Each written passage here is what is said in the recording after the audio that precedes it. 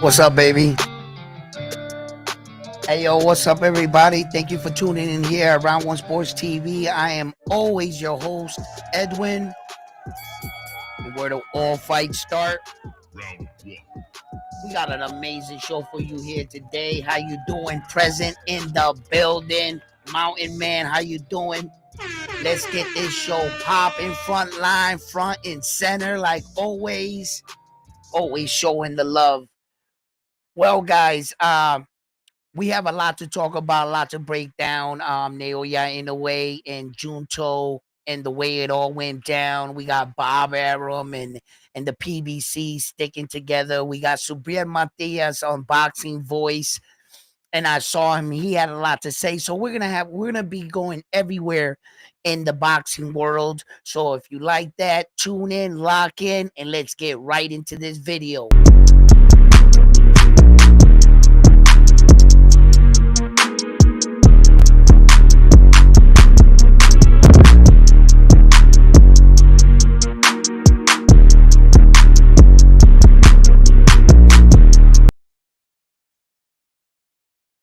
All right.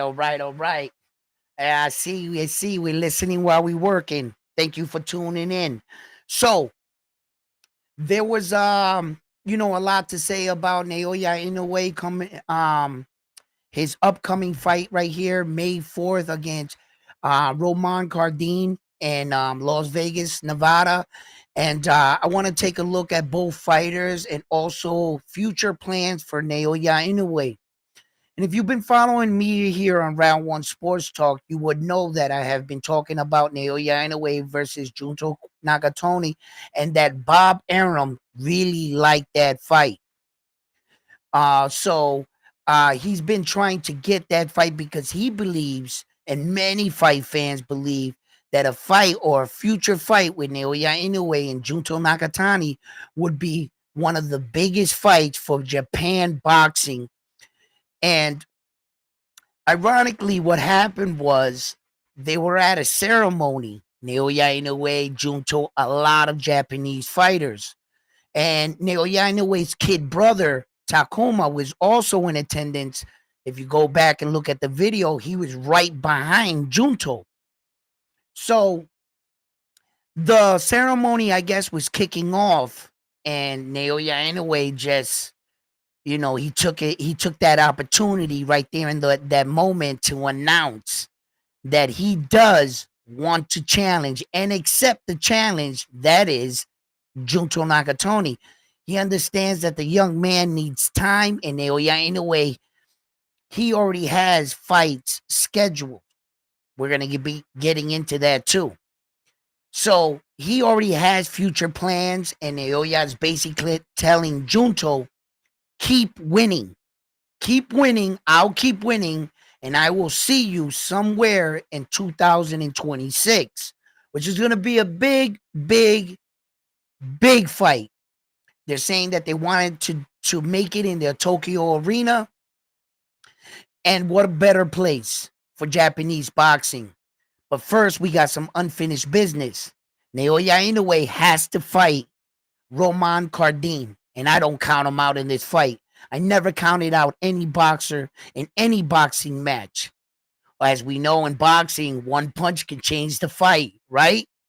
So, as dominant as I think that Naoya Inoue is, there's always the possibility, right? So I've been, floating around these YouTube streets, and I've been seeing that a lot of channels have been coming to the side of Naoya Inoue of late. And most of you guys know I got receipts just like they got them. They're just trying to come to the side of a winner now, because the entire time, none of them guys ever saw Naoya Inoue's skills. Most of those guys are trying to say, like, oh, we're your Japanese channel, this, that, and a third. Brother, you done released like 15, 20 tapes saying that Naoya Inoue can't beat this guy. He's not doing this. He's not doing that. And all of a sudden, for clicks and likes, because he's hot right now, You're starting to be like, oh yeah, oh, I went out to Japan, I went out there. Well, I got a TV, I could do that too. I didn't have to fly out there, but I'm gonna be at the other one, right? So I laugh, right? Because a lot of these guys now are acting like they're giving Naoya Inoue the edge now. When we hear real fight fans here at Round One Sports Talk, we knew this the entire time. But if you speak up about a 5'5", 122-pound Japanese guy, the boxing world, the majority of the barbarians, they're gonna laugh at you. Because let's be honest, let's be 100% honest. Why is Usyk ranked above Naoya Inoue? Why? Tell me anything that Usyk does better stylistically, skill-wise, and that has to do with boxing better than Naoya Inoue. The only reason why I believe Usyk is number one, he's the heavyweight champion of the world. And since he's the heavyweight champion fighting, and everybody believes that he's the best heavyweight, does that give him the right to be at the number one top pound for pound skill list? This is not about the best heavyweight. This is about the best skilled fighters in all divisions. And if Usyk's not the best fighter in all divisions, and you're not comparing him like that, then how can he be number one? When you compare Naoya Inoue, you compare him to all divisions. Every man that fights. Every style, everything. What does he do better than Naoya Inoue? Nothing. There's nothing that Usyk does. Not the jab, not the footwork, not the speed, not the selection of punches, not the ring IQ. I mean, nothing. What you would have to do is try to go down accolades. What is the next thing they're going to say? Oh, no, it's the men that Usyk fought. What, repeatedly? You mean the guys that he repeatedly fought? What are you counting them twice? Because that's only one name. I don't care if you fought him 4 times. Tyson Fury fighting Deontay Wilder. It only counts for one name. Naoya Inoue has fought way more champions. And between fighting world champions and what you did against them world champions, he's knocked out more. What has Usyk ever done? He can't beat him. Naoya Inoue is the best fighter on the planet we have today in our era, hands down. And this popularity contest that they got going around in boxing to sell fights because the heavyweight division is fucking hurting and there's no one there. And let's go Richard Torres. Bro, they gave him a nice little haircut. They got my man looking right. They preparing for the big spotlight. You know what I mean? Can we get that heavyweight champion? Come on, Richard Torres, baby. He's a little guy, but man, he packs a punch. You know what I mean? So I know what's going on in the heavyweight division. I know there's no one there. That's why Turkey Al-Sheikh wants freaking the Klitschko's to get out of bed because they don't got nobody to promote or sell. Yeah, I don't know. Joy Joyce, he's punch drunk. He about to get knocked the hell out this week too. Heavyweight division is something else, but Naoya Inoue is definitely, in my opinion, without being biased, of trying to sell or promote another division to use him and say, well, then if Usyk's better than him on the heavyweight list, it must be that the heavyweight guys, I see what they're doing.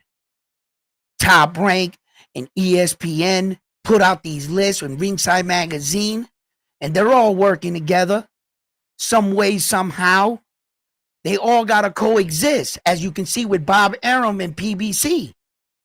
Bob Arum, PBC, and Oscar Boy and Ed Hearn and Queensbridge, they might be all separate entities as it comes to promotion, but they all know they need each other. They need each other, and for as much as they want to fucking claim that their promotional company is better than yours, When there's some an entity such as Turkey Al-Sheikh coming in, you gotta see that they made some phone calls and was like, homeboy, check it out. We've been in the game for a long time, and PBC been a little over 10 years.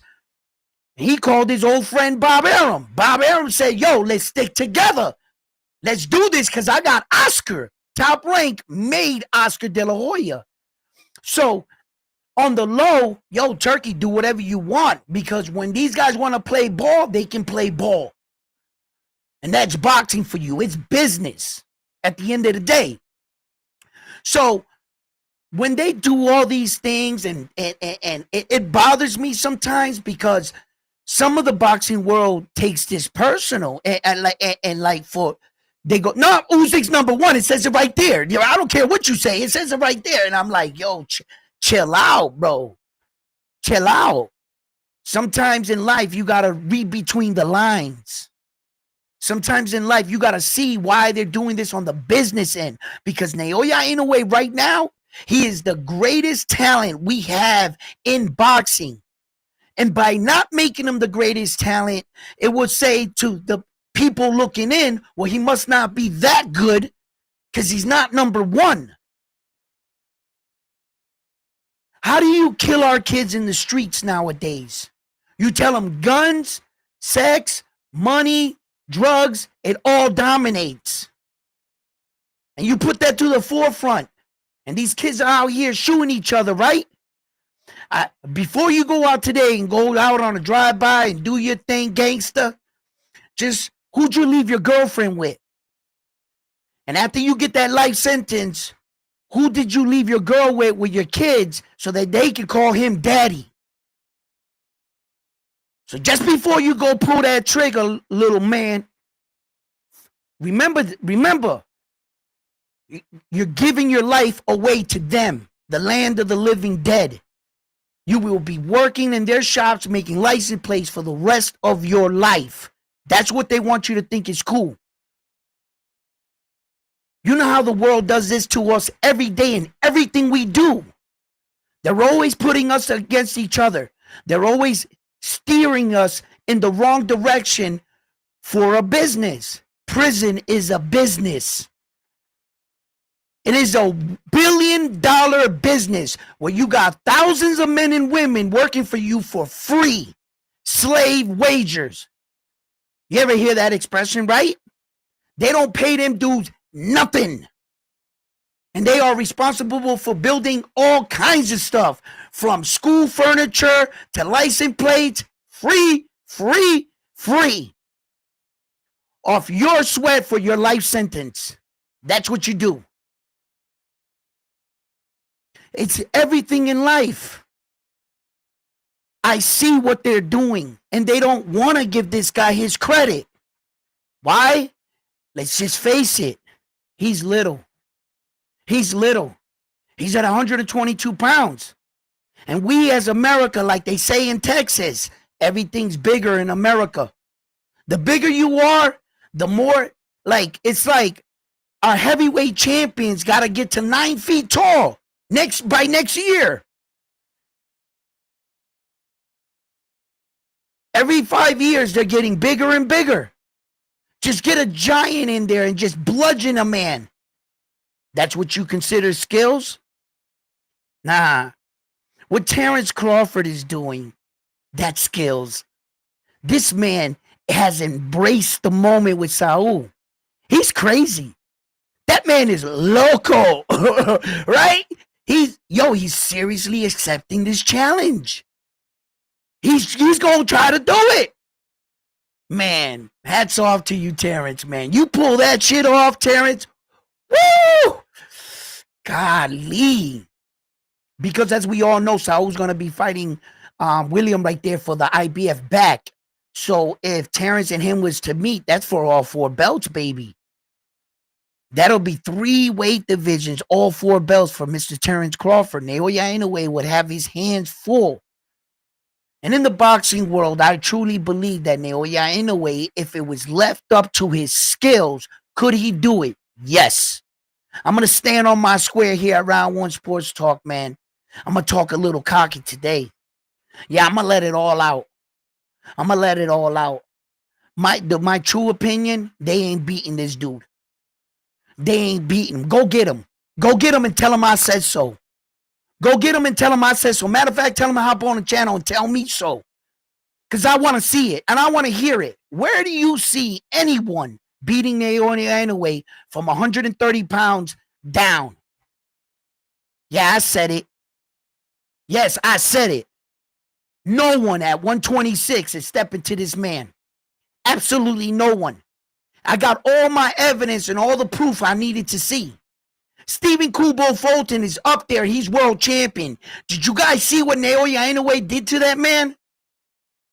That man didn't win 10 seconds of his fight. And he's up there rocking. Already world champion. You mean to tell me that Naoya Inoue's aftermath is still good enough to go up there and become world champion? And what TJ Doheny did to Nick Ball, he embarrassed that man. Had it not been for old man TJ Doheny and his old injuries, give up on him because Naoya Inoue done broke that man's back, that he's so battered. But just a battered version of TJ Doheny was able to do that to Nick Ball? Really? Really? And somehow the world thinks that Naoya Inoue is going to struggle. Struggle where? When the people he brutally knocked out are up there shining. Shining. Shit. Fucking Stephen Kubo Fulton's like, you know what? I'm going to move up to 130 pounds and for Shasi Foster. That's how much shit is sweet up there for Naoya Inoue's victims. The people he dominated didn't even come close of having any rounds of success. Matter of fact, they never won a round against them. The two men that did not win one round against Naoya Inoue are rocking up there. What makes you think Naoya Inoue is not going to kick open the front door at 126 and that any of these guys have an opportunity of beating him? That's not going to happen. No one. Not Espinoza, not Leo, like my man that's switching it up right now, trying to be like, oh, Naoya Inoue. Bro, you were just yelling that Leo would destroy him. Nah, I've said fights are fights, but when we're talking about the elite fighters, that's why I'm saying I call Naoya Inoue an elite fighter for a reason. For a reason. And Leo, for me, he's a good fighter. He's not a great fighter. He's a good fighter. Good fighters can become world champion. Leo is that.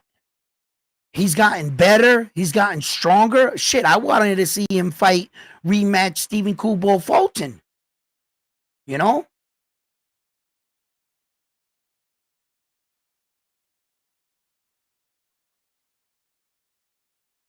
I heard that De Los Santos hurt Brian Norman Jr. in sparring with 24 gloves. I think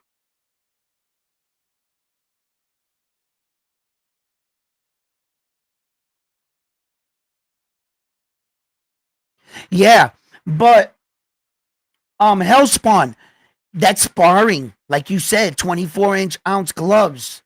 You know, some guys come in and sparring, they're not warmed up. They're warming up in sparring, kind of little laxy daisy sometimes. And you think you're going like medium speed with the guy, and then the fucking guy just blasts you with a shot. You know, that's happened, and the guy gets hurt, like, oh, like, you motherfucker, bro. You know what I mean? You ever be sparring with that guy? You guys start off slow and stuff, and you're saying to yourself, bro, I'm taking it easy on you. We're just running through some drills. I'm trying to pick up the speed of, you know, I've been sitting on my couch for 3 weeks or something. And then all of a sudden, because you're like the champion at the time, the guy sneaks in a good freaking shot. Oh, when I recover from that shot, I'm going to fuck him up. Oh, I'm gonna give him something. How many times have I seen that in the gym? You know, the guy's trying to be cool with you, and bang, you know what I mean? That's some sucker shit, but it happens all the time. And then they release some footage of the guy hurting the other guy, and they're like, they only show that part. They didn't show the beginning when they were taking it slow, or when shit started warming up. You know what I mean? You know, so you can't read into sparring. Sparring is sacred. And by the way, if you ever come to my gym and my guys are sparring and I see my gym footage on the internet, that would be the last time I ever work with you. The last time. Sparring is sacred.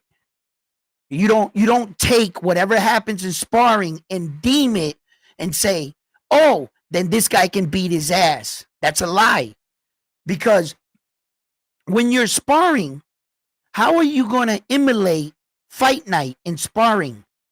The entire crowd, everything that's on the line, your wife sitting there, your girlfriend sitting there in the front row, the entire world seeing you from their houses and live.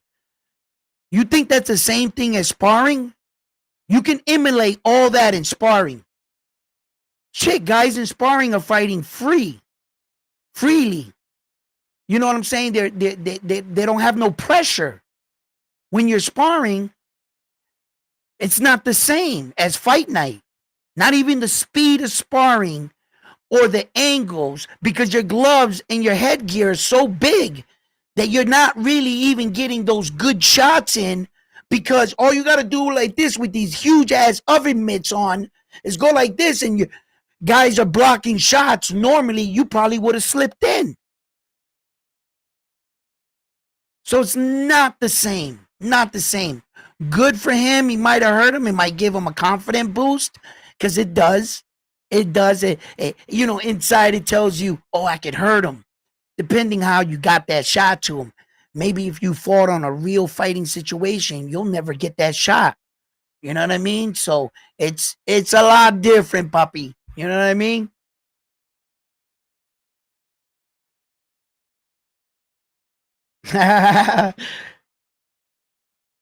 Do you think Canelo should take a page from Naoya's book, calling out the look? What a boxer does in his career, Naoya Inoue and Saul Canelo Alvarez. The problem with boxing, it's not like football, baseball, where you're playing in a season and it's a team thing. You have your team to rely on. Meaning, boxing is individual. Meaning, Saul has 61 professional fights to Naoya Inoue's what, 29? What's his record right now again? Uh uh that I think he's yeah. Naoya's 29 and 26. 29 fights with 26 knockouts, right?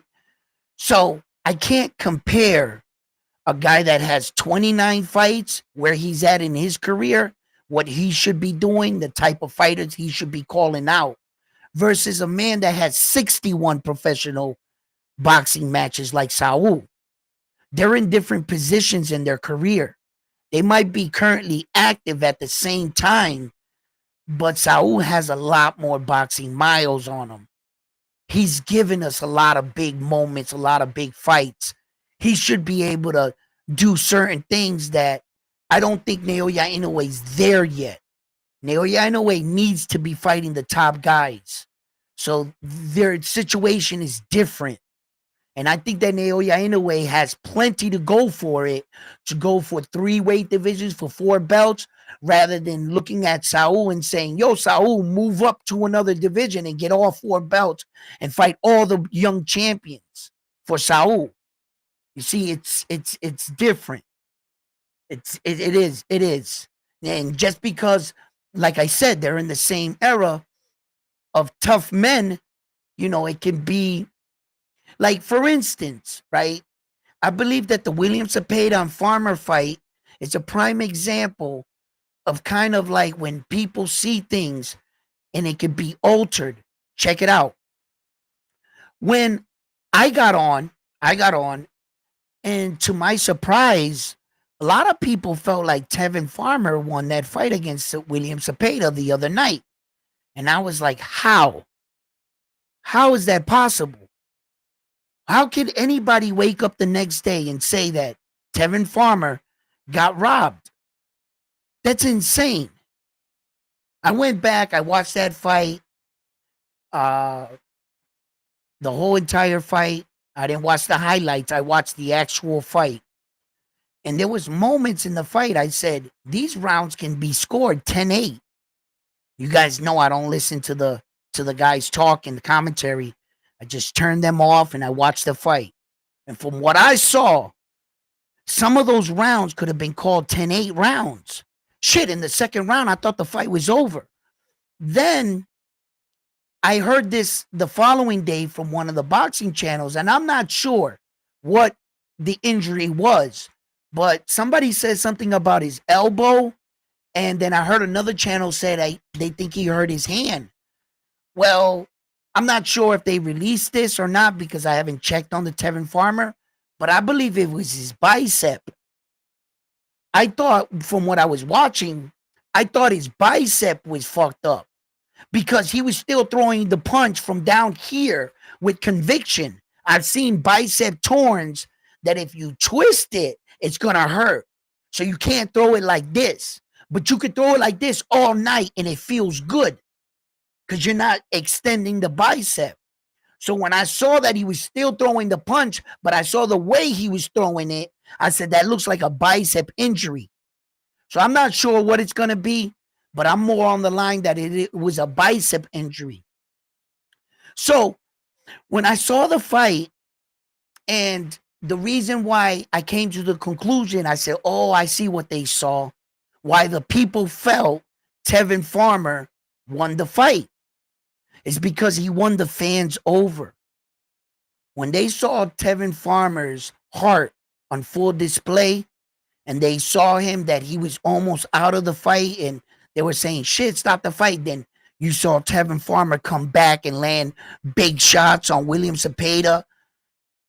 Tevin Farmer's, the people started to cheer him on. Everybody likes a comeback in a fight. And I think everybody became hyper-focused on Tevin Farmer because he was winning over the people with the type of performance he was putting on. And because of the effort and the guts and the bravery that he showed, not getting knocked out, standing on his feet and fighting back, I think that that's where fans lost sight of the fight, and it was going to award Tevin Farmer the victory because of his bravery rather than what he was actually landing.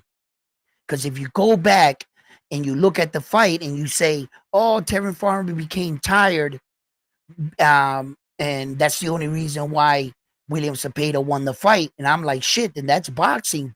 William Cepeda got Tevin Farmer tired by all those body shots. He sapped out his energy.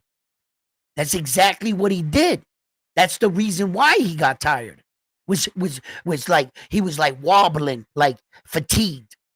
It's all them damn body shots. And that's due to William Cepeda's good work. And I just felt like when I looked at, because I was a little thrown back, because I clearly thought that William Cepeda won that fight. And I was a little turned back when a lot of people, there was a lot of couple channels anyway saying robbery. And I was like, what? What are you guys doing? Like, who's paying these guys? Right? They just.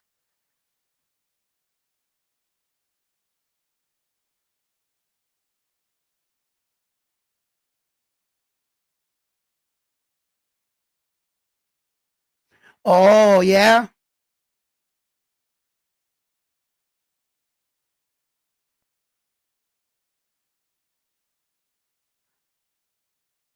Oh, so that's what happened. So Edwin was like warming up, and then Brian Norman Jr. Yeah, yeah. The footage isn't out there, but Brian Norman said on a interview that Edwin De Los Santos, yeah, Brian Norman said in an interview, look where you're getting the source from. You know, there's always two sides to the story, I can imagine. So when the footage does get released, we'll see. But I'm pretty sure we're going to get clips of the video. They're not going to show us like the video entirety. Yeah, we'll probably get clips of it and shit, you know. But it's these are all situations in boxing and with these boxers, and I really believe that a lot of fighters that are coming up, when you say that phrase, should Saul take a page out of Naoya? In a way, shit, I think all boxers need to take a page from this Japanese dude when it comes to to the side of dedication, hard work, focus, and activity. When it comes to those things, I'm not comparing all fighters to Naoya Inoue's style. I don't want anyone to look like him. I want them to look like themselves. I want them to understand themselves as fighters. But when I mean take a page out of Naoya Inoue's book, it would be when it comes to the discipline to the sport of boxing and what it takes to be that kind of world champion. And that's what I mean. Activity, continuously fighting some of the top fighters and some of the best fighters. I wouldn't recommend back to back like Naoya Inoue's doing. I wouldn't recommend that shit. Um, you know, um, Boxing is a real blood sport, a real dangerous sport. And I always tip my hat off to the men and women that decided to give us the action. Not every man is built for this. And there are a lot of young men that are coming up right now that their fathers were former world champion. I saw a young um El General Vargas take care of business. And for the level that he's on, for as many fights as he has, I think he's on course.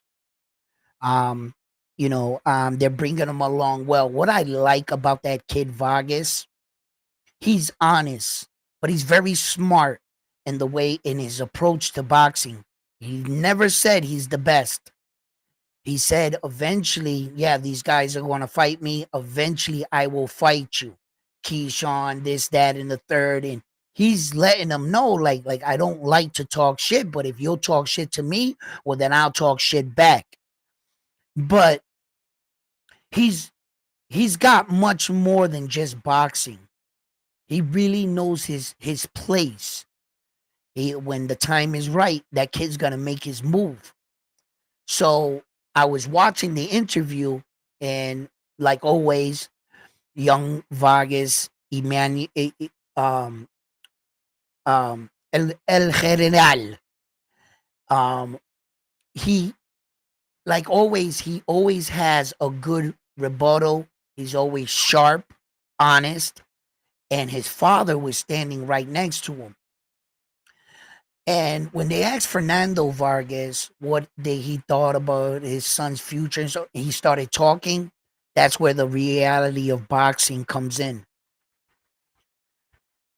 You hear him talk, the effects of the punches that are showing. I mean, he knows what's going on. He's aware of everything, but that's the price you pay for being a world champion.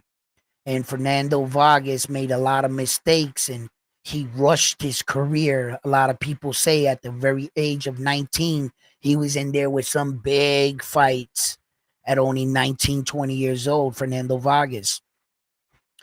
And some people believe that they damaged him, and I'm on the line of that. He was a very great talent.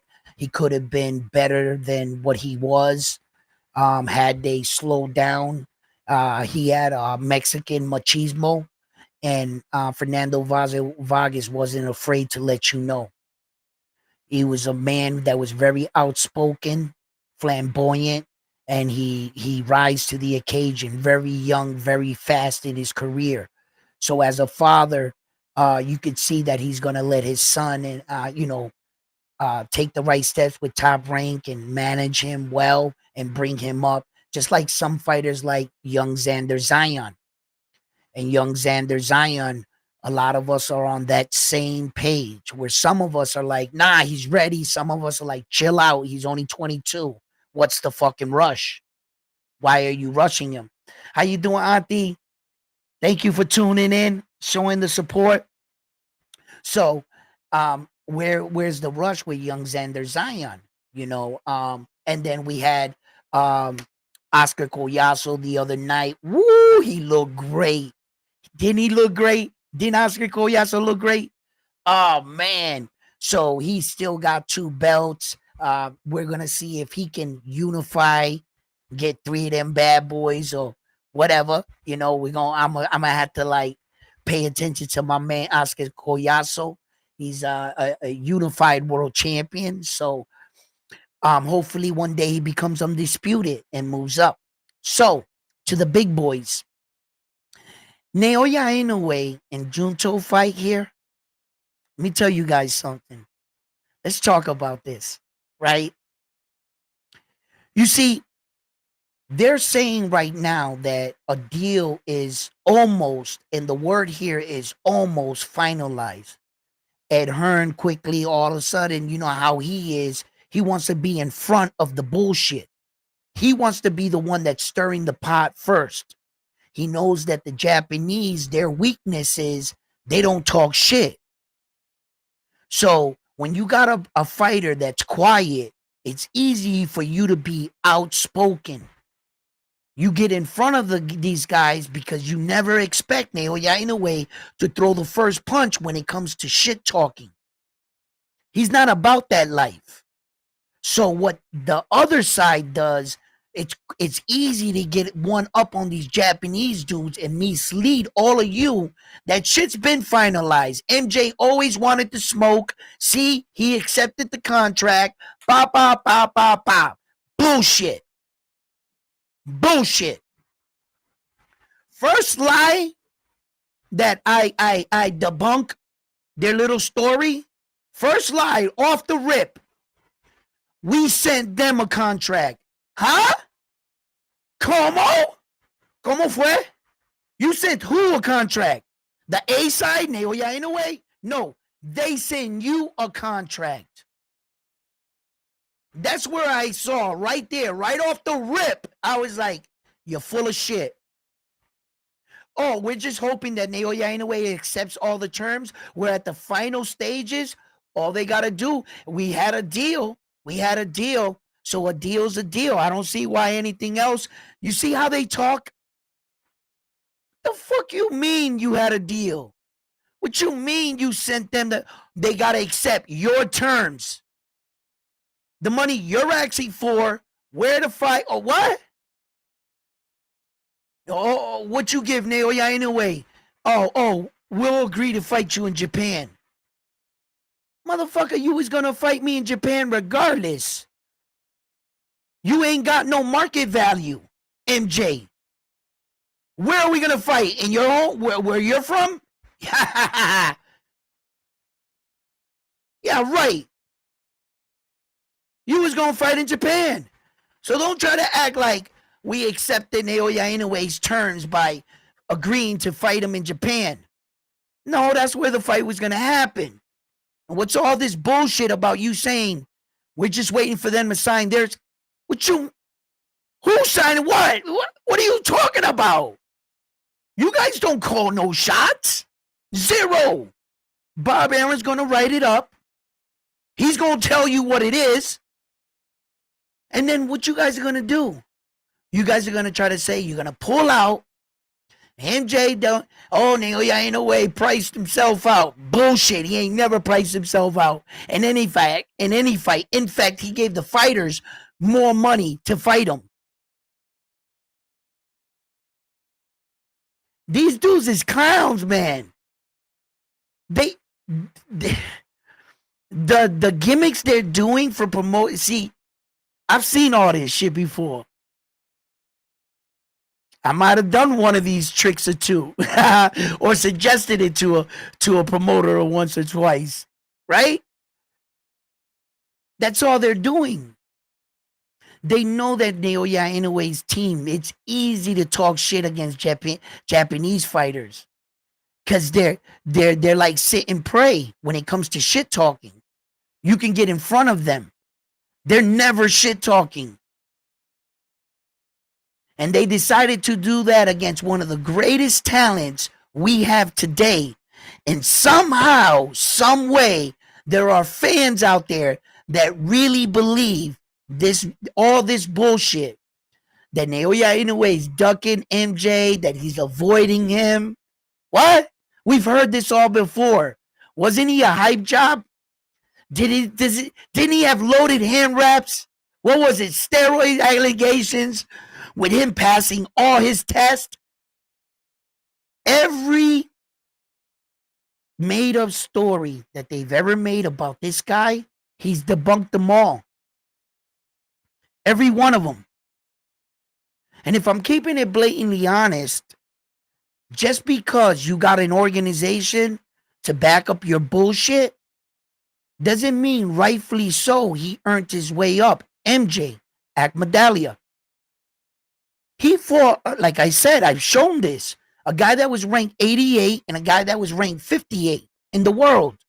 He didn't fight anybody in the top 10 to earn the right at the number one ranking from the time he lost his belt to Marlon Tapales.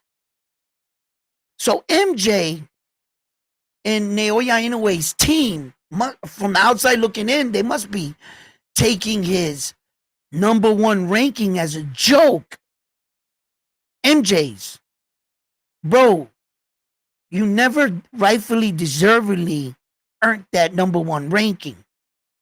You were just the best fighter that was fighting for the WBA. That's all you were at 122. So the WBA decided to get back behind the most popular fighter they have in that weight division, and they gracefully awarded him that number one spot, which gave Ed Hearn the balls to call Naoya Inoue a duck. All they're doing is going to get MJ fucked up. That's it. Because I don't know too many people in the boxing world that actually have MJ in the fight. And somehow, to sell you this fight, they're saying that MJ is going to give Naoya Inoue the best fight he's ever had. And I don't think so. I don't think so. I think Naoya Inoue is going to make short work of Marlon Tapales, and now, I mean, Marlon Tapales, MJ, I'm sorry. I hate saying their names close together because you guys know it. I'll mix them up. Not today. Not today. Not today. MJ, listen, when it comes to like who I think is going to give Naoya Inoue the best fight, it's going to have to be Junto. He's got some attributes, some weapons that he can bring to the table to really make it a tough fight for Naoya Inoue. He's got some height. He's got the reach. He's got, just good speed. I don't think he's just as fast as Naoya. I think Naoya's a little faster than him, but they both got good power. And I think that Junto would be ready by 2026, and that would be a mega fight. So I think that that's where the best fight's going to come from him. I'm not sure if Espinoza will be in the weight division during this time at 126 if Naoya Inoue chooses to move up to 126 and go back down. Now, on like average, I've talked about this before. In all Naoya Inoue's weight divisions, the very first one, the 108, he fought twice, right? So I believe it was the 115 was next, right? He fought in the 115, I believe it was 8 times, and then in the 189, in the 115 8 times, and the 120, I mean 118 9 times. 9 times, in fact. Yeah. So he's only fought at 122 a total of, I believe, 5 times. Was it? Is this 5 or 6? Or going into 6? Let me see. He got Stephen Kubo Fulton, Marlon Tapales, Luis Pantera Nari, TJ Doheny, Yi Young Kim. That's 5. And now he's going into his 6 right now against Roman Cardin. So yeah, man, I don't know if Naoya Inoue is going to move up to 126 anytime soon. I know that he announced his future plans on his scheduled fights is going to be this one, then MJ in September. They're saying that they're supposed to have this fight signed, seal, and deliver. Um, I'm not quite sure on that. I'm not quite sure on that. I think this is another slick type move where that they're gonna make it seem like Naoya Inoue didn't want to fight him again, But if Bob Arum and Top Rank pushes it, they can't come to an agreement. The fight will go to a purse bid. So if in fact he is the mandatory and the next person up, they're gonna have to do several things. Either strip Naoya Inoue, and then you would see like, wait a minute, he is avoiding him or somehow, or for some reason doesn't want to fight him, because that would be apparent. So if that was to happen, then that's the side I would go on with that. If all of a sudden the next fight for Naoya Inoue is not MJ, this is where you're gonna see the bullshit unfold time and time again. Because remember, this is coming from a team and a guy that had not one, not two, not even 3 times to fight Naoya Inoue. It just for some reason never materialized. I don't know why. Because let's just remember that MJ was in the conversation before Sam Goodman, and MJ was in the conversation when Sam Goodman got hurt. And MJ was in the conversation for a very long time, and it doesn't seem like MJ ever got the fight for whatever reason. And I believe it's due in part he doesn't have anything. That's why I think he didn't fight him. Who the hell is MJ? What's he got? 11 fights, 12 fights now? Who the hell is MJ? What, he win one belt and he couldn't keep it? What's so special about this guy but his mouth? And Ed Hearn's mouth? And this whole false idea that Naoya Inoue is ducking him. That's all he has. Because as far as skills, he wasn't even good enough to keep his title. Why do I think that this guy's a threat to one of the greatest talents we have in our generation right now? I don't think anybody's going to beat him from 130 down. Whether or not he hangs around 122, his next 2-3 fights, waiting for Junto, close out the year of 2025, and really take that fight with Junto, because I think that Naoya Inoue, something about him doesn't like to share the spotlight. He might be humble. He might be, like honest and, loyal and, like a samurai, right? But I don't think he likes to be called or have any doubt in any Japanese resident that thinks Junto's a better fighter than him. There can only be one in his mind. Naoya Inoue wiped out all the top Japanese fighter to get where he is. He had to get through them. Then he went against the Philippines. Then he went against Mexican fighters, etc., for Puerto Rican fighters, Black American fighters. He fought them all. the UK fighters, and he fought his way out of Japan. So the thought of sometimes when Naoya Inoue is in Japan and he opens up a Japanese newspaper, or he's looking at Japanese websites, and there are Japanese websites that are calling Junto Nakatani the best Japanese fighter of today. And he's sitting there looking at this like, what? How? Yeah, Junto's a 3-division world champion, and he just became not undisputed. He hasn't fought as many champions as Naoya Inoue's fought. And all of a sudden, they're putting him right next to that. I can see where Naoya Inoue is not going to let that go. He's like, you guys really think this dude is better than me? For everything I've done for Japan, it's always the next shiny new thing. And sometimes people are trying to get out with the old, in with the new a little too early. And Naoya Inoue saying, hold up, I ain't done yet. I'm not done, and I ain't old. And he's not better than me. But all of a sudden, Junto gets a highlight knockout, and some people go crazy. And Naoya Inoue standing right there saying, I've been doing that my entire career.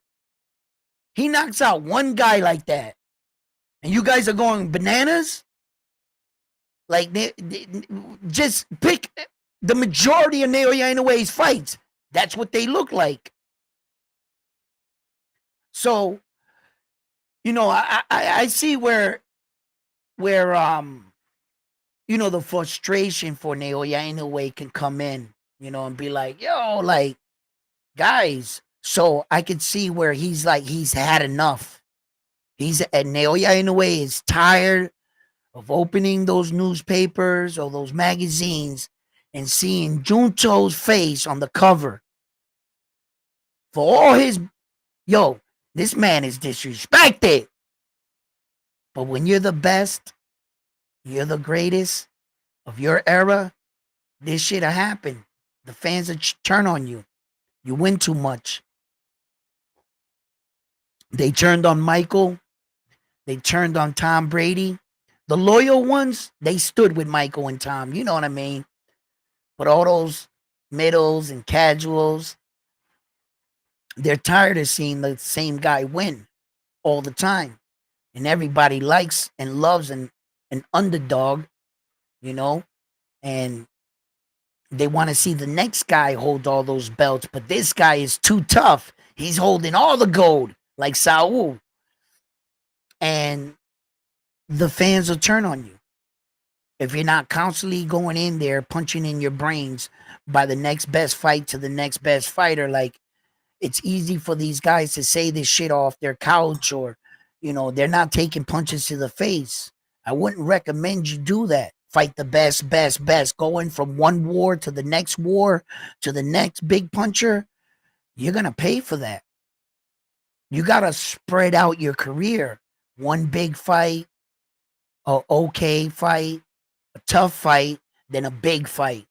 Then back to, a little beat down fight where you can get in, and an okay fight, and then a big fight again. Sort of like that. You don't want to go big fight. You'll never make it. How much damage did you take in each fight? Not unless you were like a superior fighter and one-handed drive-by George Foreman uppercut all your fighters, then okay, then I guess you did it great. But here on Earth, as far as humans, don't do that shit.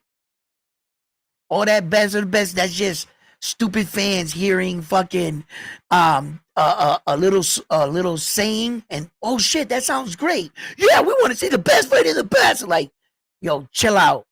You have no idea what fighting's like.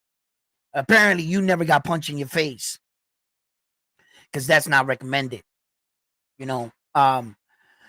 But ducking and avoiding some of these big fights, it was just like the fans got patient and backed up Gervonta Tank Davis, and then it became a recurring thing, and then fans got fed up, but fans understood Gervonta couldn't fight best. It was like big fight, big fight, big fight, like that.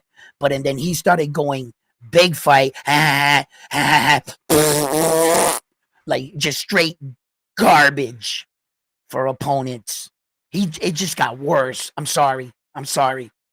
It is what it is. There was just too many names, big guys in that division, and you just happen to not fight none of them. You're like my version of the biggest duck of all time. You didn't duck one person or two. You ducked everyone. Gervonta, everyone. Like that's like unprecedented. Because and I really don't mean to be using the word duck, but bro, I hope I say something to piss him off to jump up and prove me wrong, because then I can be like, yeah, Gervonta, bro, do your thing, right? But maybe let's piss him off. If he's always pissed off at anybody, he probably don't like me anyway, so fuck it, right? Because I'm too honest, and I'm not biased. I like Gervonta Davis. He's good for boxing, but when you sit back and you look at it, fuck Gervonta. All you fought was Ryan Garcia? That's all you fought. You were in the same division with Teal, Devin, Loma. There was too many people there. And out of everybody, you picked Ryan Garcia. You avoided everybody. In your last 10 fights, all I heard is excuses of why you didn't get the fight. Poor Gervonta Tank Davis. Every fight is just the circumstances of events. That's why he doesn't get the fight. Man, I'm tired of that shit. I've seen this show too many times to be like the next time. Shit, you shame on you for doing it, but shame on me for accepting it and tuning in all the time. Man, bro, you don't fight somebody, man, fuck it, man. I'm just moving on, bro. You'll just go down as that dude that I thought the world of you, Gervonta, that I thought that you had like mad skills. I thought like you were one of the best fighters of our time. I could truly look back and look at Gervonta Davis's career. I thought I was gonna say, and point out all these explosive champions he beat and belts he won and how tough he was as a little dude, and he was remarkable fighting in weight divisions he didn't belong in. I was prepared to say all that about Gervonta, and he just went. I don't know, man, and it fucking broke. It. I woke up and was just like, I saw him for what he was. He's a prize fighter that picks his fights. He's not technically a prize fighter and takes the money, because a prize fighter would take every big fight. Gervonta Davis leaves money on the table for a bigger fight just to take a okay payday here. He's been known to do that. He's like a prize fighter diva, so to say. Yeah. No, not that one. No, not that one. I'll take that fight.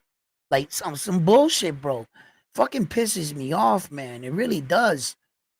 Cause I like the dude, bro. I think the dude is fucking great for the sport, man. But hey, whatever you want to think about Gervonta, if you're a fan, I say support him.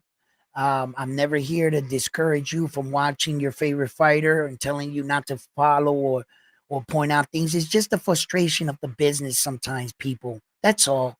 And it can affect the fighters in a way. But sometimes we don't pick our fighter because he's always fighting the best fights and he has to fight these giant sized men. Why can't we just like a fighter? Win, lose, or draw. That's a real fan, ain't it? Win, lose, or draw, whoever you fight, a real fan is gonna be there for support. And if you're that kind of fan, then support Gervonta Tank Davis. I got nothing bad to say about that. Nothing. You know, it is what it is. You know, but when as for tough guys, tough talk, like real tough men, it's hard for a tough man to call another tough man tough when you're not doing it. You know, you don't got a Gabriel Rosario type record. Gabriel Rosario was considered a tough man. He didn't have to win every fight, but he wasn't a punching bag in those fights neither. He fought back. He fought tooth and nail every fight. He was in the pocket, mixing it up. Sometimes he made big mistakes early in the fight, got caught early. There were a lot of questionable losses in Gabriel's career where that I felt like he won the fight. And they gave it to the other guy because of his star status. So it's not like Gabriel was outmatched 17 times, and his losses really don't tell the story. It really doesn't in Gabriel Rosario's situation. So, when we look back at these fighters, it's truly, truly based off who did you fight. That's who it was. That's how it's based off.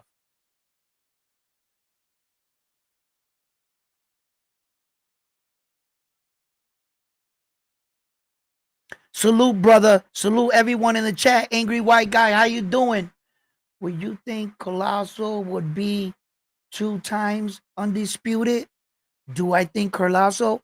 He has the potential to do it. 2-time undisputed. Yes, he does.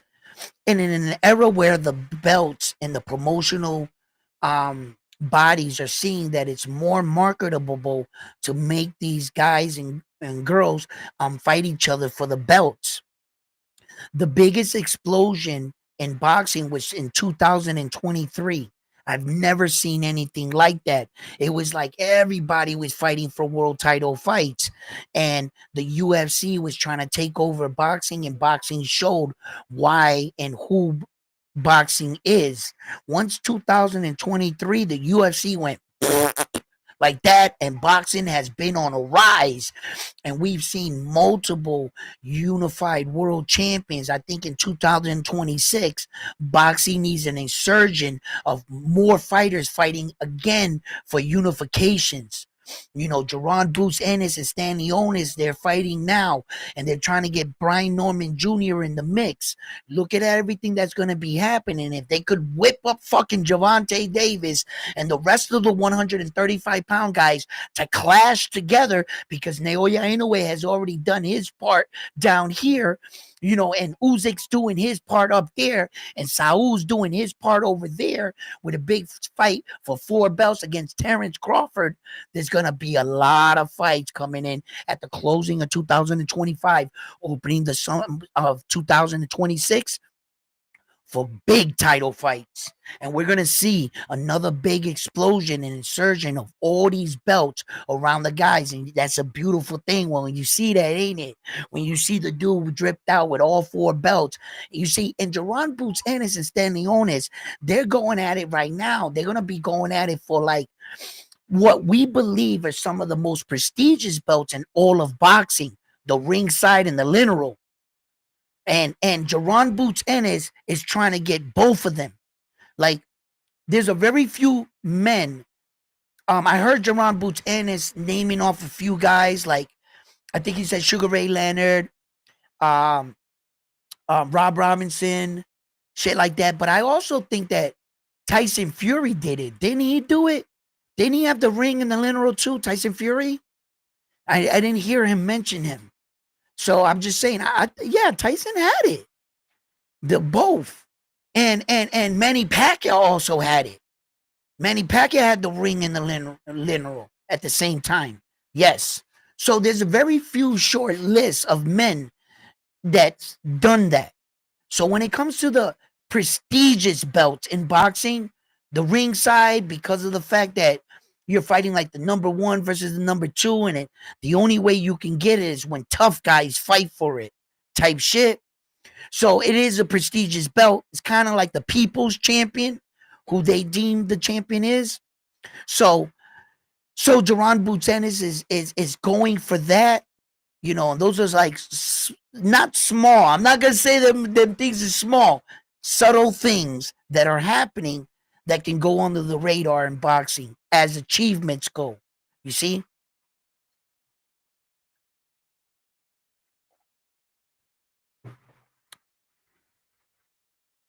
front line, Corillo.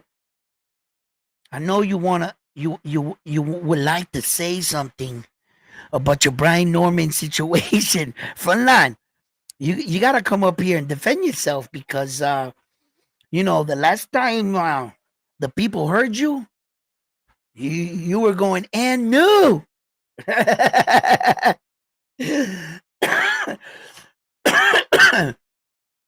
But my man Colosso did his thing. He really did, and I like that. So Brielle went on the Boxing Voice. He had a lot to talk about the situation with him and Brian Norman Jr. And he expressed that at no way, no how is he gonna come on and say, um, make an excuse for his loss against Liam Paro. Some of the questions they were asking him on the Boxing Voice, they were asking him if he felt um disgusted at Richard Hitchison winning a belt in Puerto Rico. And Subriel was like, nah, I didn't feel disgusted. He was like, I lost a fight. He won a fight no matter what. Those are two fights for Puerto Rico and the island. And they brought good action and attraction to the island of Puerto Rico. So Subriel's like, how the hell could I be disgusted by that? And Richard Hitchison won a belt in Puerto Rico. Good for you. So it is what it is. What's up, Frontline? What's happening? What's happening, baby, man? Yo, Oh, first of all, I want to apologize to Jaime Alvarado. When I went to grab my phone, I accidentally hit him from being able to chat on here, but then I unhit him, so he should be good. But okay. I do want to apologize to him. I did it accidentally. Oh, that okay. Thank you. Thank you for that. For clearing that up. Yeah. Yo, so Jaime, you should be all set, brother. We apologize for that. I thought, So, yeah, go ahead. no, no, go ahead. No, I was just reading off Jaime's last message up there. I was scrolled up and he said, I thought Terran Farmer was finished with the hand twisted. The head twitch. I guess he got a medical clearance. He noticed that he was twitching his head a lot more in this fight. He was doing that, but he has a problem with that, like a tail. Like he's done it in other fights. You know what I'm saying? You could joke about it all you want, like, but my man was doing it more in this fight when against Cepeda. He was like, than like ever. I thought, but I clearly thought Cepeda won that fight, bro. I did because there were some of those rounds, man, and I thought you can judge it 10-8 rounds. I thought Cepeda that second round, I think the fifth, there were moments in the fight I was like, shit, the judges can give award Cepeda a 10-8 round. He beat the shit out of him the entire round, and Terran Farmer was going back like this, and it looked like in a couple sequences you'd be like, yo, just stop the fight. How many times you think you said during that fight, yo, they should stop this fight? He I was didn't catch getting. the fight, so I can't give my Oh well, opinion on it. yeah, and this is basic to everybody out there too. The question. I watched the fight, and there were times in the fight I'm looking at the fight, I'm like, yo, this referee needs to stop this, and then Tevin Farmer would do just that much more to stay in the fight, and that's basically how the fight went. So, talk to me, frontline. What do you want to talk about? What happened? Not a whole lot. Did you, I mean, I'm sure you saw your son call out Nakatani. Listen, listen. Hey, My, and then, my boy, hey, my I boy's thought. growing up. My Hold boy's on, hold growing on, up. hold on. I gotta say this though. I thought Puerto Ricans were fucking instigators, but goddamn, them Japanese. Did you hear when? I don't speak a lick of Japan. I don't speak a lick of it. But when he turned around and looked at Nakatani, you heard the crowd go, Yeah, "Ooh, yeah, yeah, yeah, yeah, yeah. fucking instigating as Japanese people." Nah, because but that was hundreds of Japanese people being shocked. Let's just remind you that all Japanese fighters were on the stage getting awards at an award ceremony. Wasn't no promotional company set up to talk boxing. This was about Japan's night for handing out accolades for what you've done for the country of Japan. And in that opportunity, Naoya Inoue took the chance to turn around and say, "Yo, Junto, yeah, I'll fight you," because he let it be known to the boxing world. And Junto, I hear what you guys are saying about me. You mean to tell me Naoya Inoue, right, has done that much for the for Japan, for the country of Japan, and all of a sudden this nice young little Japanese tall dude comes out and knocks out a couple people, and all of a sudden, what? He can beat Naoya in a way? He's better than Naoya in a way? What a disrespect to Naoya in a way. He must have been sitting there and he sees all the magazines and the newspapers article and everybody's saying, "Oh shit, Junto, he hasn't done anything Naoya in a way better than Naoya, faster. He hasn't. He's a 3 divisions world champion. I give him that. Yeah, Junto, but he's really not hit that kind of pinnacle, or even on skills. I feel so. So I guess Naoya Inoue got tired of sharing the spotlight in Japan with a guy, rightfully so. He's putting the spotlight on. I think that every spotlight is really, these guys need to pay homage to Naoya for what he's doing. And it gives you got to do your part too. Yes, Junto did his part.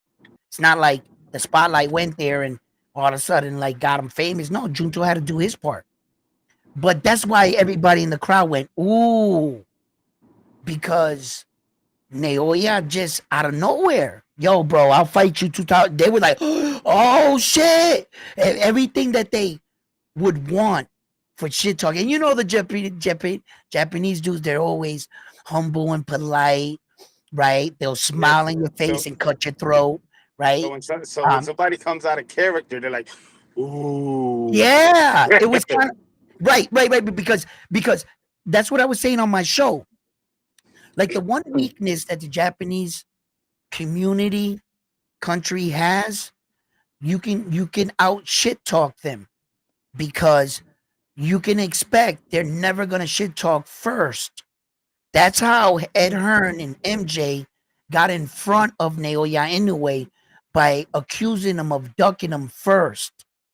You see, because you can bet that the Japanese population is not gonna, so you can get in front of it. You could always be in front of them when it comes to the shit talking. That's their one of their weaknesses.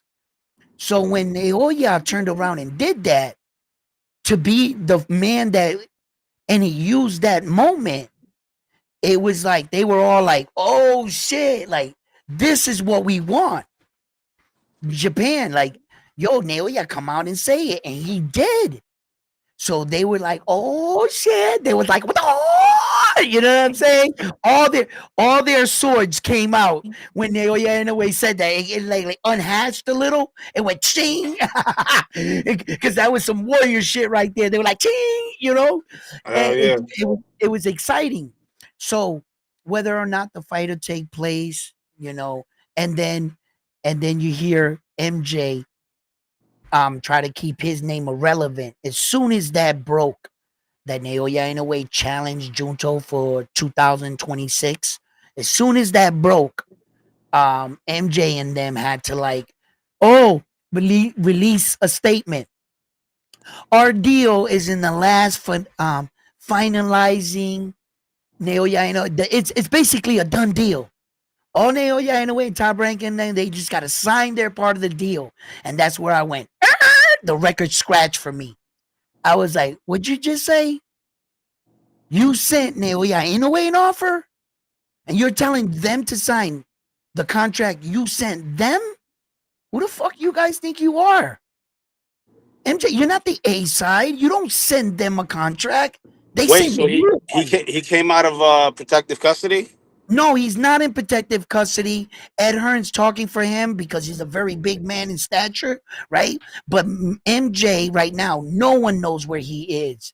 You're gonna have to get two passports, a bus, a train, another plane to get to his location. Okay, because he's hiding for Naoya in a way. He really does not want to fight him. He never did. Just like Sam Goodman never wanted to fight him. Just like Alan David Picasso doesn't want to fight him. Well, The at only least David Picasso, he's got a legitimate like David Picasso didn't duck in a way. It was his father. His father realized that his son wasn't ready for that smoke. So I got to give the man credit. You know what I'm saying? For he wanted to yeah, fight, but his father knows he wasn't ready right, right, right. And for see, yeah, in front line, great point because you that's where we have to give some of these fighters credit on that front line. Come on, man. When we ask these fighters to be honest, the minute they honest, you're gonna call him a duck if he's honest or a duck if he's ducking. nah. You At some can't. Can't. point, you gotta respect the game. Yep. You know, you're good, but you're not this good. So I don't want to hurt my fighter. I don't want to be that Fernando Vargas where that he was mad young, 19, 20 years old, great talent, but I think they pushed him too fast, too early, and they got him hurt. They damaged their fighter. That's what happened. So it's knowing the right and the where and not staying too long fighting cab drivers. So it's a tricky situation, but I don't think that MJ really wants to fight him. I don't think that Sam Goodman really want to fight him. And I'll give you Picasso. I'll give you Picasso because they chose the higher road. They were honest. They it okay, brother. I hear you. I hear you. You're just not ready for him. I understand. So but these other guys don't. So I want to see if this stays to be true. The reason why Roman Cardine is fighting Naoya in a way because he's a fucking dog. Roman Cardine is truly just a fighter. And in order to be a fighter like that, you got to have a little, you know what I'm saying? And Yeah. you don't understand you're supposed to lose. He doesn't understand that. He's not getting the memo. Full speed ahead. He's the type of dude that's like, where's the grizzly bear? That way. And he's walking that way towards the grizzly bear. Like, it's not saying that just because he's tough, should he win the fight? Might not be on the same skill level. I respect him for taking the fight though and keeping the fight in Vegas. Thank you, Roman Cardine. It seems like his last three fights, I've been having to thank the fighters for taking the fight because those were guys that weren't supposed to be in the ring with Naoya Inoue in the first place. TJ Doheny was never supposed to be in the ring. Yi Young Kim was never supposed to be in the ring with him. And Roman Cardine is not supposed to be in the ring with Naoya Inoue. But because the people that were in front of them pulled out, got an injury, said straight up no, that's why these men got their opportunities. They're trying to live out their real life Rocky story. Roman Cardine is trying to, like, when he trains, the Rocky music must be going on in the background. Rising up, back on our feet. He's got to be playing because that's the odds that he's coming into. Rocky versus Apollo. A bum, I'm not going to call Rocky a bum, whatever, but like a low fighter that never made it anywhere and the champion just looked in a and pointed, yeah, let's give this guy a chance, this cab driver against the world champion. It's basically what's going on here. Hey, what do So you think? What do you think about that? I don't know if it's rumors or what with a possible fight between Oscar Collazo and Bam Bam Rodriguez. I don't see it oh happening. God, I just oh that's Ain't that I, would be an amazing fight. Oh my God, that would be an amazing fight, bro. I don't see it happening though. No, I don't see it happening though because of the same reason you're about to say. I don't think Colosso got enough. the gods didn't bless him with enough height, enough body to make Uh, comfortably. I think Here, that you here's pudge my him up. thought. Naldo and I were talking behind the scenes, Yep, and honestly, I've seen Collazo go down. I've also seen Bam go down. yep, That being said, my heart is with Collazo 100%, yep. but my money would have to go on Bam. Here's why. Bam, his footwork is crazy. His, I don't know, because Collazo got good footwork too. The question is, can he take a 118-pound shot? No, You know what I'm saying? And especially him moving up from 105, that's a whole 13 pounds that, that's the yes. problem. It's too much of a job. Yeah, go ahead, But continue. here's the thing: to an average person that doesn't understand boxing, like they would think, "Oh, that's only 13 pounds. That ain't shit." In boxing, there's a reason. There's weight classes. It's Huh. for a reason. Hence, back to the Javante Tank Davis is why he didn't fight nobody at his weight class. He brought people either up or brought them down because he clearly knows the difference in the weight classes to his advantage. So back to Collazo. Collazo has a chance just like any other boxer. They got a puncher's chance. I think that fight will end in stoppage, unfortunately, but I still got my guy. I still got my guy. I got to go I, with the guy. I think that the Colossal fight against Bam Bam would look exactly like Bam Bam versus Sonny Edwards. That's my Yes. problem. I think the fight would play out the exact same way. I think Colossal is going to get stopped by Bam Bam, almost similar to Sonny Edwards. You're going to see a significant size. You're going to see a significant weight size and size and height.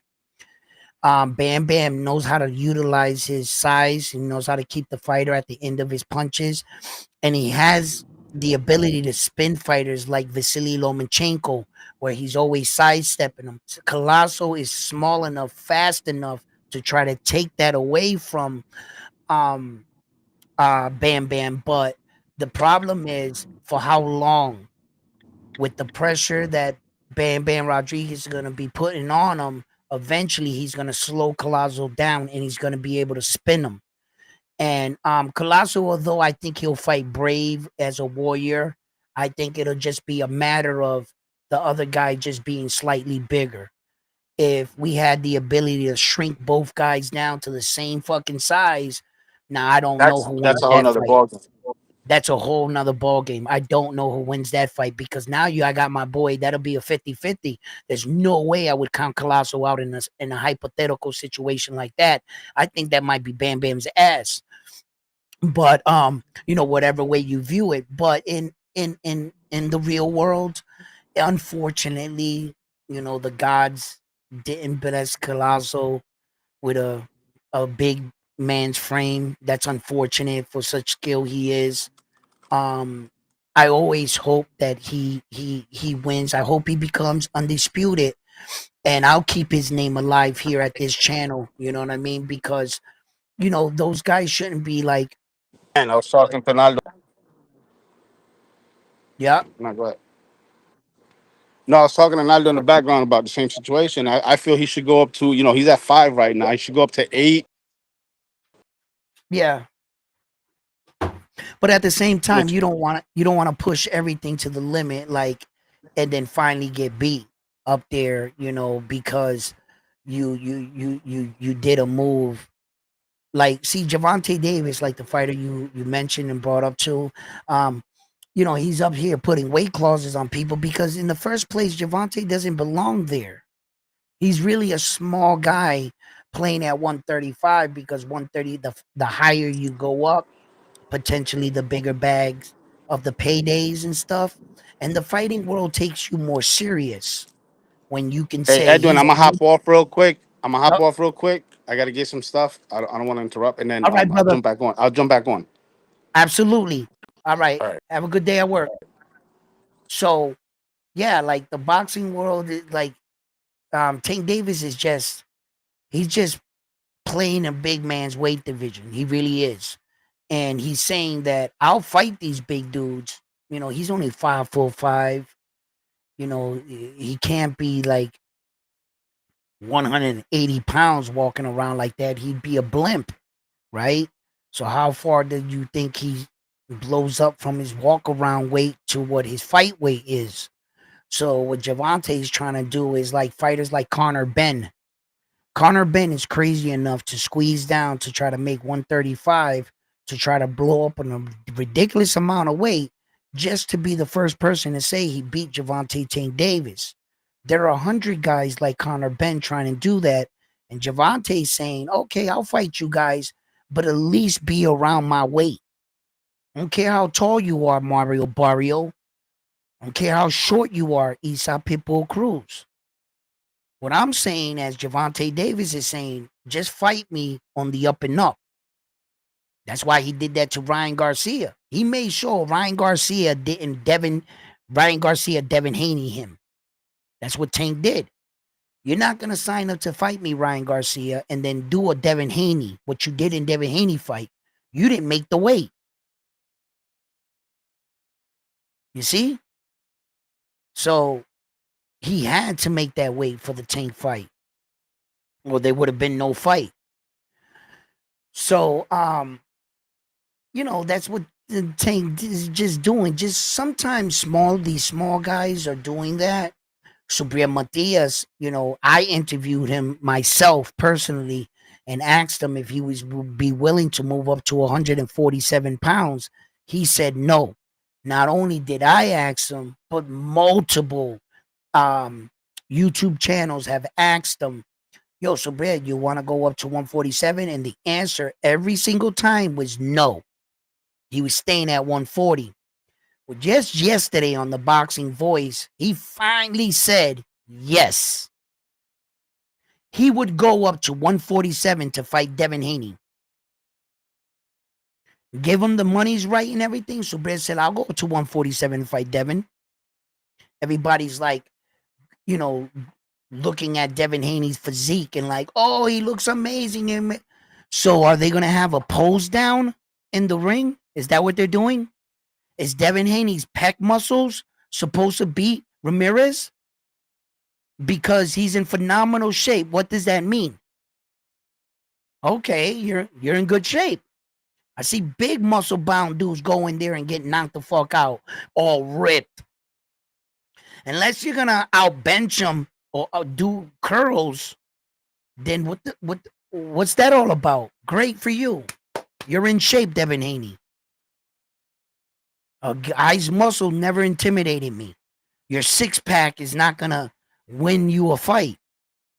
You can lay on the ground with your six pack, and maybe you can look buffed up while you're on the ground, stretched out like that, if that's what you want. But I think you better learn how to fight first. You know what I mean? So Subriel hinted into the notion like, yeah, I'll go up to 147 and fight his ass. Where he at? Let's go, Devin. Devin's got to win these well, he's got two fights in front of him. Let's just face it. Ramirez and then Ryan. The world knows this. So in order to get to Subriel, you know what I mean? He's Subriel, he's busy for a while, you know. So you never know though. Never know. Ryan could pull out, get hurt. Anything happens in the fucking because when it's you see the thing about boxing is when you got a team, you got a starting five, a bench, this, that, and the third, and your star player gets hurt, what do? You just get somebody off the bench. Your best player off the bench, put him in, change the rotation, move things around. But the game's going to go on. In boxing, you are the entire team. Ryan Garcia gets hurt. It's not like the coach can say put in the second Ryan Garcia. Fighter still, no. You're everything. So you never know when your opportunity, like we want to tell Subir right now he should be in the fucking gym right now, just in case anybody pulls out of that New York card. I hope he, would have been in there fucking training it up. He didn't look too bad on the boxing voice with Nesto, and his whole panel. Shouts out to them, Nesto, and the boxing voice.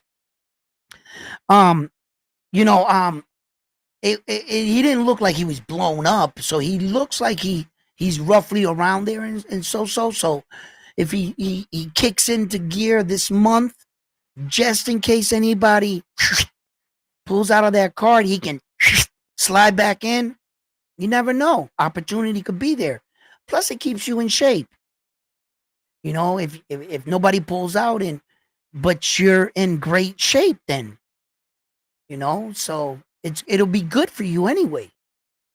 I think absolutely. So you know, uh,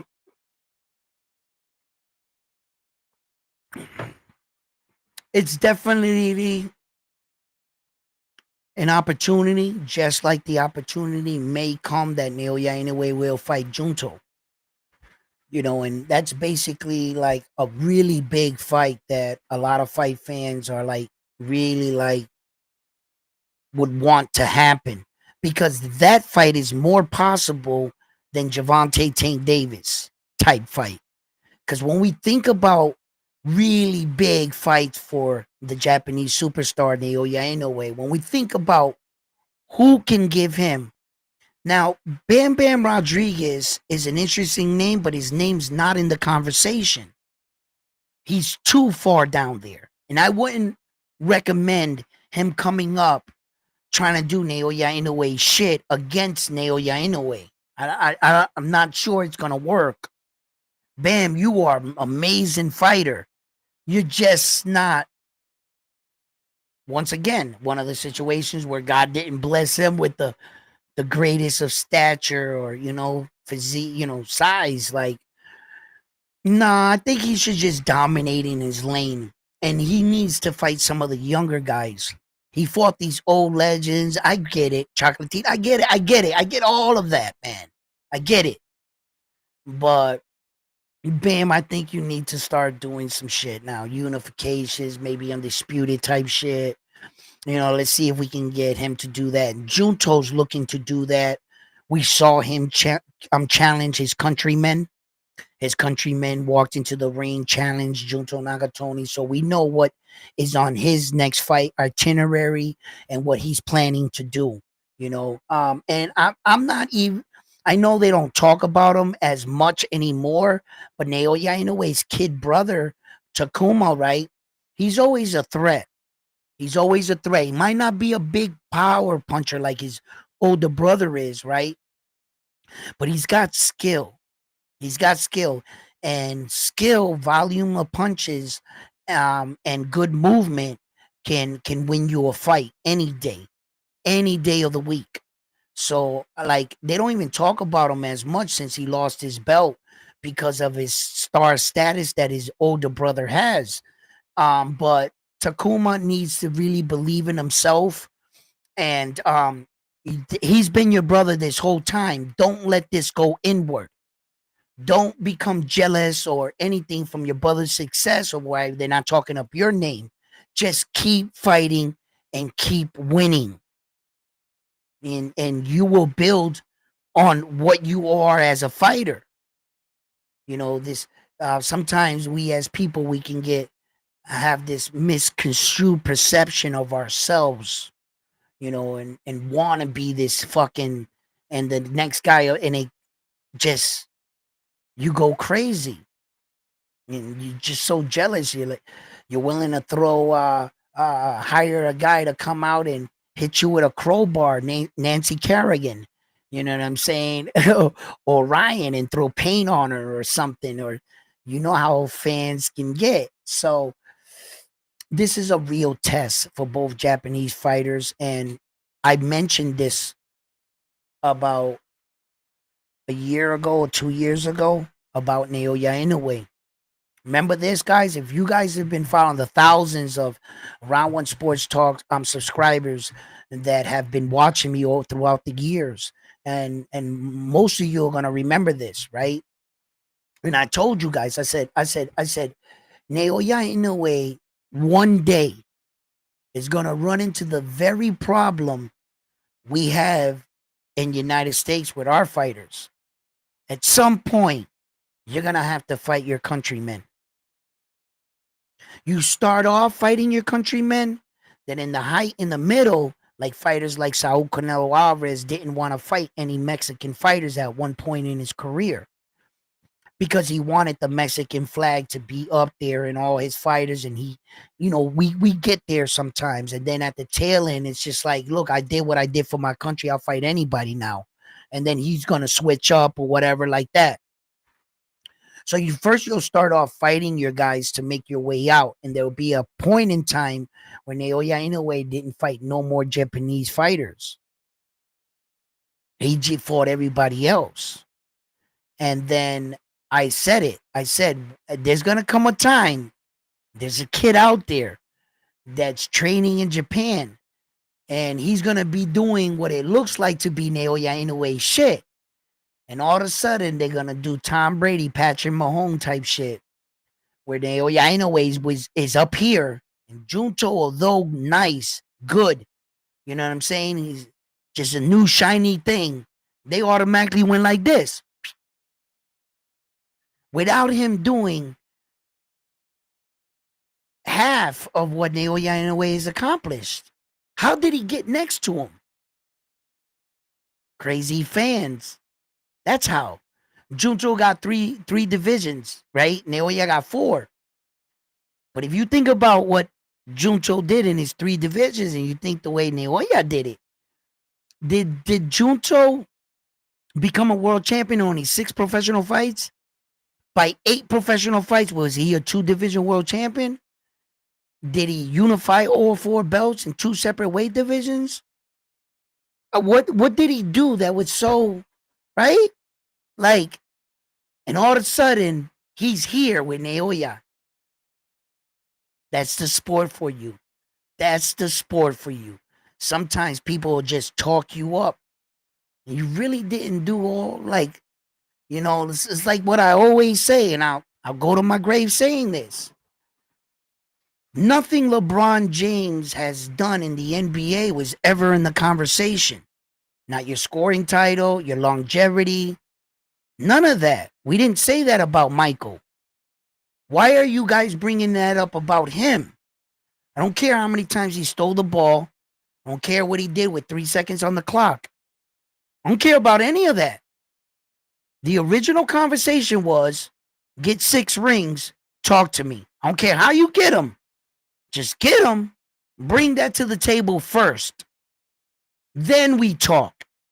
Until you can do that, Kobe Bryant had nothing to say to Michael. And he had 5. That's what I mean. In a lot of sports, man, crazy fans, they just find a way to put you next to a real one. I never felt like LeBron James was a real one when it came to Michael. He was a real one compared to everybody else in the NBA league. Yeah, he was probably the best player in his era. Oh, I don't know about that neither. Because Steph Curry, that's a strong argument. When LeBron's in the league, there are a lot of players you can say periodically were better than him. It's funny, though, when Michael was in the league, he was revered as Black Jesus. There was no one saying they were better than Mike. Everybody in the NBA, since LeBron started his career, you can pick every year, there was argument that more than 3 players were considered better than him. He hasn't had a career where that the entire season, there was no one better than him. Nah, the KGs, Kevin Garnett's, all those dudes played in his era. Shit, he even played with Kobe. There's no way. He just wasn't. And then he would have had to have been the best, most feared player the entire year and at least win the championship. So if the year that you were considering him to be the most feared, did he win? I don't think so. So that's shit when it comes to real champions like Naoya Inoue. Like, yeah, Junto, you're great. Everything. Yo, he's an amazing fighter. But better than Naoya Inoue? No. I don't care what your opinion is. Oh, I think he'll beat him. Who gives a fuck about your opinion? Assholes, opinions are like assholes. Everyone has one. I could say fucking King Kong will beat Godzilla. It's an opinion. But what have they done? Just facts. Not your feelings. Not what you think's gonna happen. I'm not judging them by that. I'm judging them by real shit. Naoya Inoue did this, you did that. That's it. I don't care what I think. That's what kind of champion he is. That's what kind of champion you are. And if they were to ask me today, who's the best fighter out of them two, it's clearly Naoya Inoue. That's what the record says. It's not my opinion. That's a fact. His record is way better than yours. He's done way better shit than you. At a faster pace, everything is better than yours. Who wins in the fight? That would be my opinion. I'm going to say, okay. I'm opinion-wise, all right. Let's find out. But who's better? Naoya Inoue's way better fighter than Junto. His resume says it. That's what I'm going off. I ain't going off of no bullshit. Not my feelings, not what I think. Not a scenario of combinations. Whether or not he can take it. That's just all hypothetical. But Junto is not Naoya Inoue. And I understand you need somebody to compare him to. You're going to need someone. But at the same time, just show that recognition. Now, you don't have to be so much respectful. Recognize. You're the most accomplished fighter. You're the better accomplished fighter, but I want to challenge you. You got to come see me type shit. I can respect that. You don't got to kiss fucking the ring with Naoya Inoue or always show him that, oh, you're the best. Nah, fuck that shit, right? But I can also be knowledgeable about the situation. You know what I mean? This moment here is not created by Junto. In fact, it's created by Naoya Inoue. And the question is, can you beat Naoya Inoue? The question is not, can you beat Junto? See? Junto's would be going into the fight the underdog. He would have to be. So, until he pulls it off, proves everybody wrong, then on that day, he can be awarded that. But before that happens, I'm gonna call it here, Round One Sports Talk. I gotta say it, right? How many times have we seen one guy beat the next guy, right? And then get all his credit for everybody that guy beat. Meaning, the minute Usyk beat Tyson Fury, he automatically became the greatest heavyweight champion to ever live. Why? Because Tyson Fury beat everybody else. And I don't think that's right. If Junto Nakatani was to beat Naoya Inoue, congratulations. Big name on your resume. Stupid victory. Words can't describe it. I imagine you'll have all 4 belts, right? For beating him. So, but Jucho should not be awarded Naoya Inoue's career. Because by that point, Junto wouldn't have beaten Stephen Kubo Fulton. Junto didn't beat Donaire. He didn't beat Rodriguez. He didn't beat Jason Maloney. He didn't beat any of these guys. He might have beat his twin brother. But I hate when they do that. No, you beat this fighter. And just because this fighter beat all those guys, Usyk, you should not be able to be awarded the greatest heavyweight champion of all times when you only fought 3 champions. I mean, 3 heavyweight fights. You didn't fight 3 heavyweight fights as the number because I'm counting Joshua twice as 1. And I'm counting Tyson Fury once. He fought him twice, yes, but there's only 1 name. You're not counting his name twice. Although, yeah, in the record book, it shows he fought him 2 times. But it's not like it was Tyson Fury and then he fought Tyson Fury Johnson.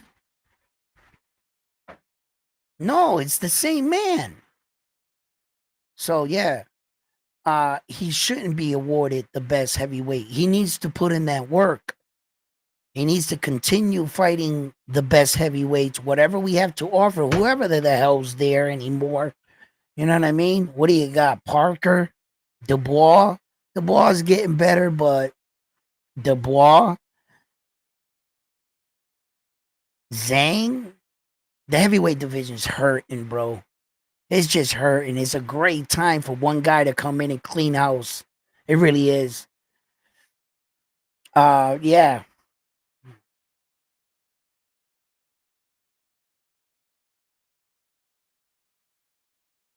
He knocked out his opponent in the first round. Lopez, Veneno, Ver what? Verdon.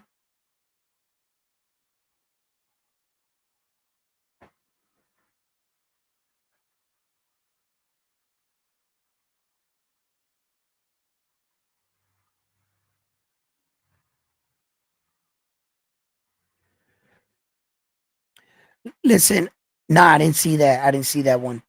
I gotta check it out. I'm gonna check it out and shit. There are a couple fighters that have been like that. I thought Tiger Johnson. I thought he should have been a little further along. There are a couple fighters. Shit. The way I saw what's his name there? Rashidi Ellis. Just man, he was like right there, man. And Rashidi Ellis just so I always see good fighters come up and they like get to this point in their career and it's kind of like da, da, da, da, da, da, da, da, da. You know what I mean? It's kind of like Joe Joyce for me.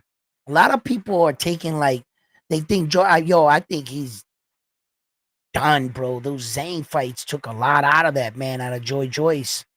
He's paying for it, bro. You could see it, man. I'm not sure if that shit's already affecting him already, or maybe, but he pauses now in between his sentences. He didn't do that before. Um, Showing signs like that early, like that. But he's in the heavyweight division. He's getting big punches, bro. So yeah, it could be. Ali was showing signs when he was still an active fighter. Yeah, he was as a heavyweight. Yeah, he was. Come to think about it. Um, but that's dangerous when it's so early. Like you're in boxing and you're already showing signs of being punch drunk. God damn, bro. Right? Like,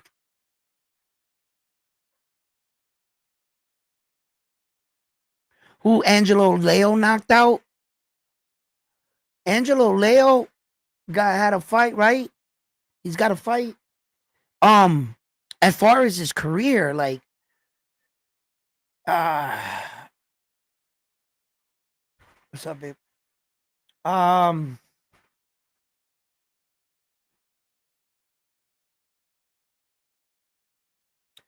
well, I wouldn't say he's the biggest of a punchers and stuff, but Angelo Leo, you know, I would like to fight, see him, Trinidad. I would like to see him fight Trinidad, right? Um, Omaro, Trinidad. That's how you say his name.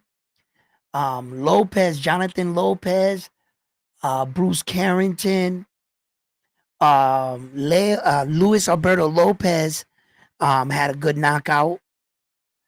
He's always a weird puncher, Luis Alberto Lopez. But he's a strong puncher and he's got that leaping shot like that. You know, he tries to switch it up and shit. He'll catch guys like that. Um, those are some of the guys that I think Angelo Leo could fight. Where I always welcome the Stephen Kubo Fulton fight with Angelo Leo. I think that would be a dynamite fight. Now, where they would do numbers, I don't know. You know, I think Nick Ball is the only one actually main eventing as a world champion in that weight division. If I come to think about it, Angelo Leo is not a main event guy yet. Stephen Kubo Fulton hasn't had a main event because he was on one with Naoya Inoue. He ain't main event shit. None of those guys in the division are main eventing in it at 126. Not even Espinoza.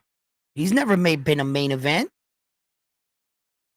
No, when he defended the belt against that kid, he was the main event. And then he was the main event because of Robersi, right?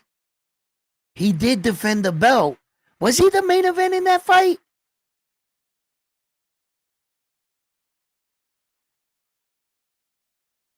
I don't know. I think they might have been, he might have been the co-main event.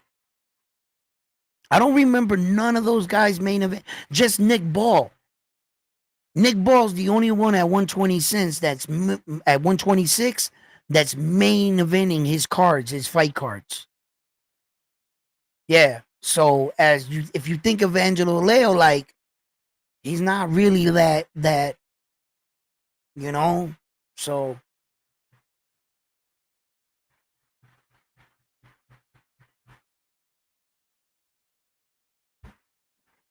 there's a lot of guys. Price, Brian, Brandon Figueroa.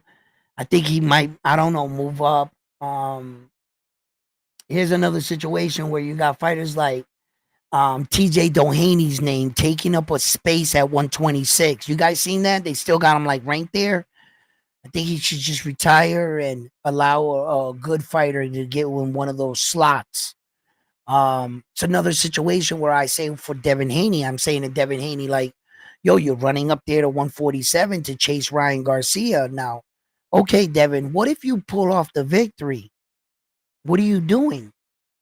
Are you ready to stay at 147 or are you going to try to go back down to 140? Like, what, you're being moved by Ryan in this situation. You're doing what Ryan Garcia wants you to do. And are you prepared to fight the winner out of Jerron Boots Ennis and Stanionis? Like, Devin, like, I don't know. Because Devin can't, he feels like he can't go further until he gets this one back by Ryan. And by doing so, he can make shit worse. You either make it worse. He should have just took the loss. He got it overturned, all right, and just stayed in his lane and not let Ryan pursue him. If Ryan, you wanted to fight with me, cut the weight and make the weight. Fight me here. You don't need me, then I don't need you. Type shit. The problem is Ryan's the cash cow. That's the fucking problem.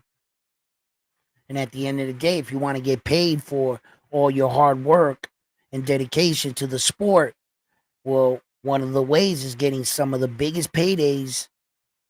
That would be the smart way, but it's not always the fight you want.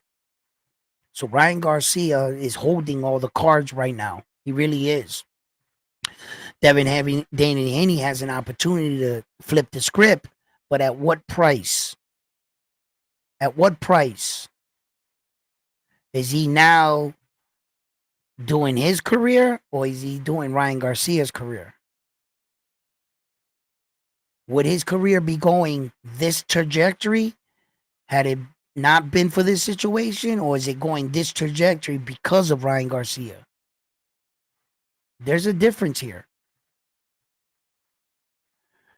Mountain Man, how would you think Naoya Inoue would fare? What? Let me see. Let me put this up. How would you think Naoya would fare against Wilder Sugar?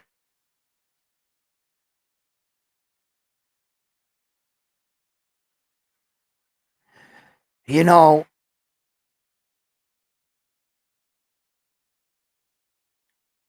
well, I don't want to quickly write this off as styles make fights, right? I hate when like people just really don't know what to say about the fighter, and what they'll do is they'll say styles make fights. So that's an interesting one. Like, yeah, like I'm overwhelmed by your vast boxing knowledge, right?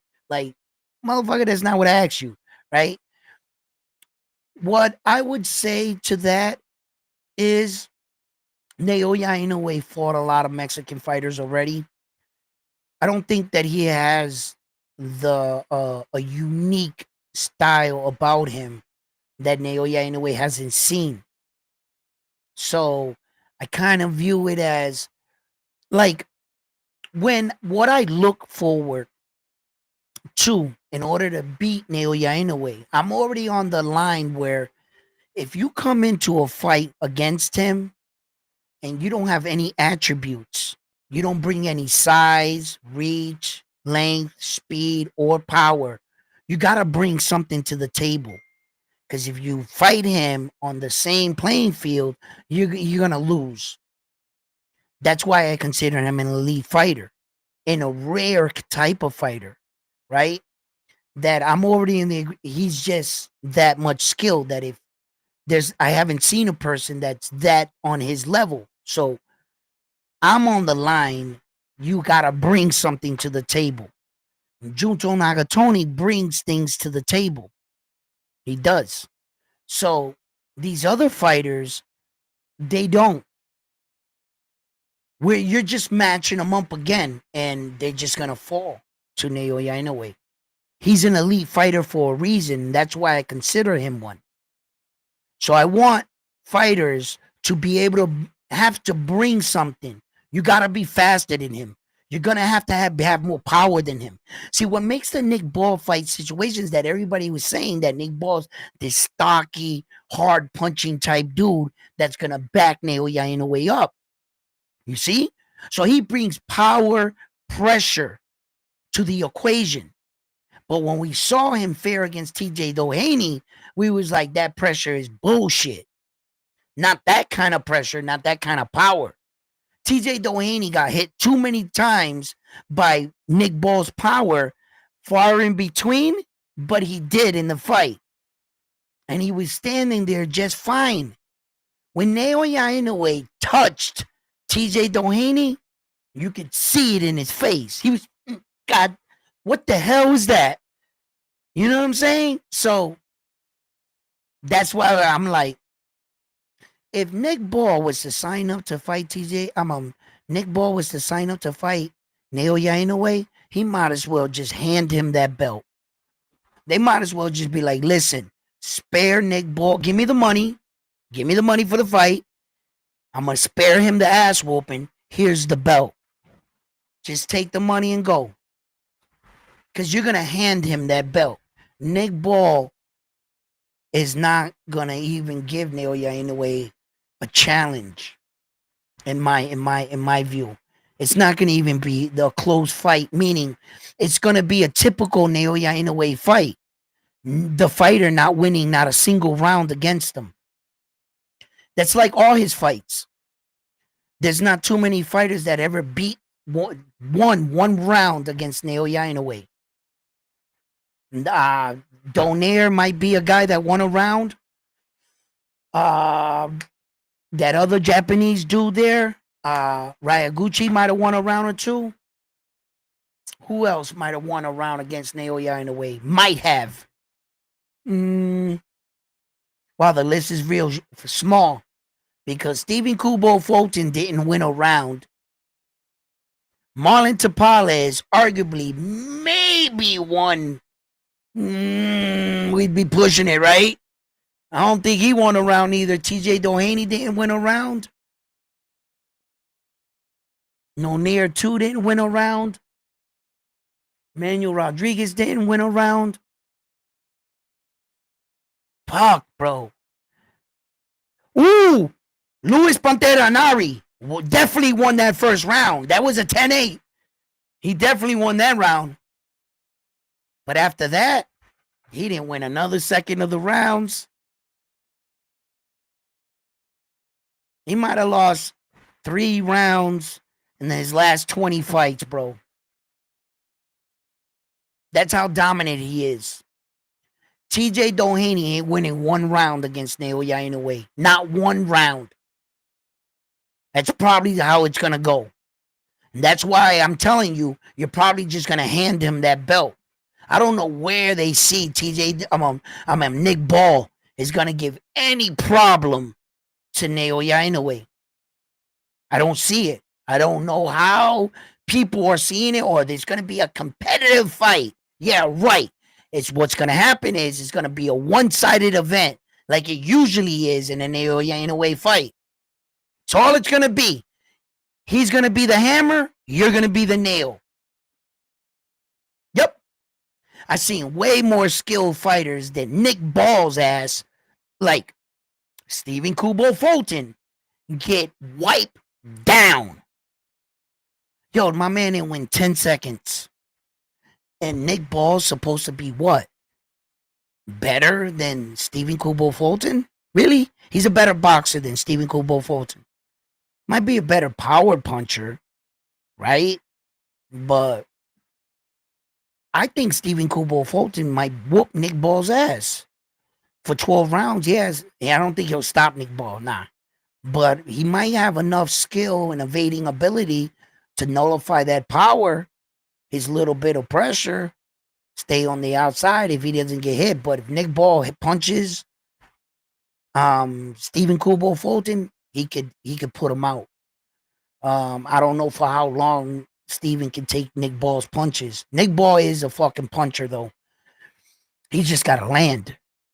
I think Stephen Kubo Fulton, that American slick style, it'll give any fighter a tough night at the office. That I would like to see, you know. As far as Leo, the problem with Leo's situation is that he can actually box. It's worse for you if you box Naoya Inoue. That's why I think Leo would even be a worser kind of fight, because Naoya Inoue boxes boxers and he knocks them out the slickest. He sets them up in the slickest ways to knock out boxers. It looks spectacular. Go watch that Jason Maloney fight. Go watch that Emmanuel Rodriguez fight. Go watch that Nonito Donaire fight. When he fights boxers, he knocks them out in a way where he sets them up in like transition. It's beautiful. So it's worse for Leo. And I know that. Because he actually boxes. And Stephen Kubo Fulton found that out the hard way. And Espinoza there, the problem with that guy is his torso's way too long. I know it. He knows it. And the real boxing world knows it. He's not going to be able to hide that long frame from Naoya Inoue. And Espinoza doesn't have the kind of punching power that's going to just land on Naoya Inoue's chin. In order to punch Naoya Inoue in the face, like off the rip, Like you catching him, not him giving you the opportunity of hitting him because he's going in. You actually didn't earn that. I mean, you earned it by the sense of, yes, you threw the punch, but it's because he was coming in for the attack, and it was more likely you can land a punch in those sequence. I'm talking about you yourself set up that punch, boop, boop, boop, bam, and hit Naoya Inoue in the jaw. I don't think Espinosa is going to do that, right? So when he's throwing punches, Naoya Inoue is just going to be himself, what he does all the time. He's going to slip them punches, step out with that first step, and before Espinosa can pull his arm back, that shot's going to go whap, just like Desmarines. It's going to look like a whip. And I don't know how many of those kind of body shots Espinosa can take. I don't know any human in the world that can take shots like that. Not Naoya Inoue power. Mm-mm. Not at that size. Maybe a heavyweight guy can take his punch. Yeah, right. I can imagine if he punches Usyk, Usyk might be able to take that punch well, right? But not Espinosa is not Usyk. And that long ass frame of a body he has, he's in trouble. He's in a lot of trouble against Naoya Inoue, Espinosa. He's gonna chop him down like a tree. There's no one at 126 that's beating Naoya Inoue. I'll stand on it. And when the day happens, I'll be here to tell you, I told you so. And if you guys think he could beat him, fine, cool. I'm not here. I told you I'm not here to fucking change your mind, bro. That's my opinion. That's your opinion. That's his opinion. Fine. But I'm telling you right now, if he was to fall, I'm turning on my camera. Congratulations to the man that beat him. We're in a competitive sport. But as long as he doesn't fall and he continues to beat everybody else, I'm going to say what I've been saying the entire time. He is the best fighter we have in our generation today. He's always has been. Terrence Crawford shouldn't have been in front of him. Usyk should not be in front of him. There was a point in time Terrence definitely was in front of him. Let me just back up a little bit. I'm saying right now in the moment, like this week, not forever. There was a time where Terrence Crawford should have been in front of Naoya Inoue 100%. Yes, 100%. But in recent years, Naoya Inoue took off. He separated himself from Terrence Crawford by activity alone. Because on a percentage wise, the more times you enter the ring to accept any challenge, you take risk of being defeated.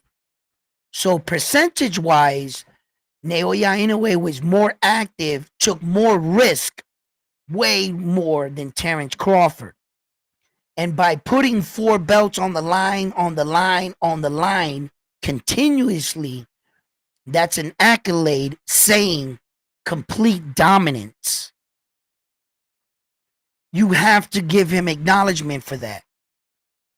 Usyk hasn't defended all 4 belts. Naoya Inoue did it 3 times. All 4 belts. And he's about to do it for the 4th time. You see? And when it comes to like accolades, right? There are men that have been bantamweight champions and had longer title runs. 17 title defenses, 19 title defenses.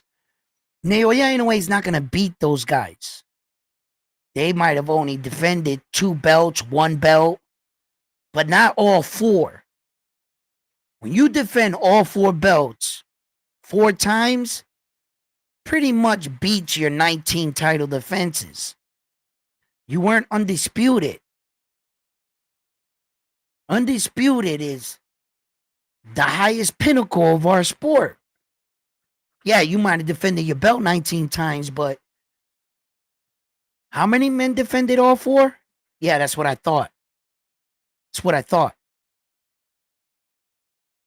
19 title defenses. I'll put that against 4 belt title any day of the week.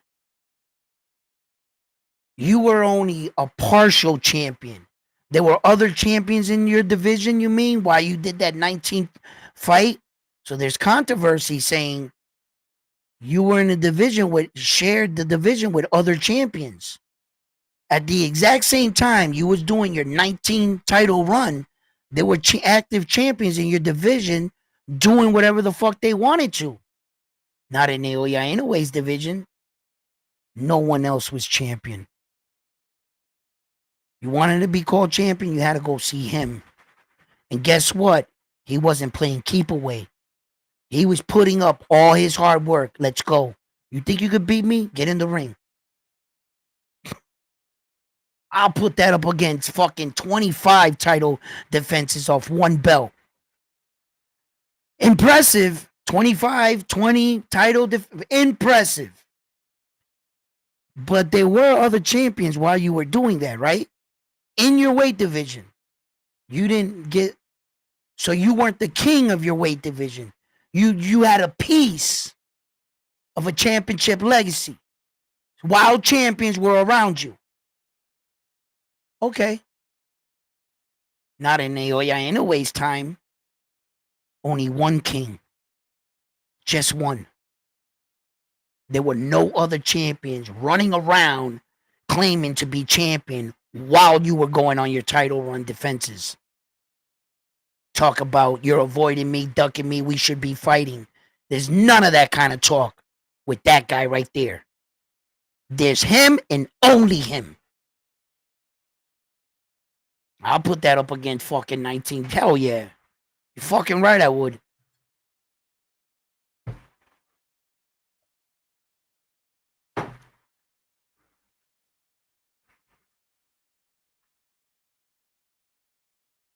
You have Ball winning against Espinoza?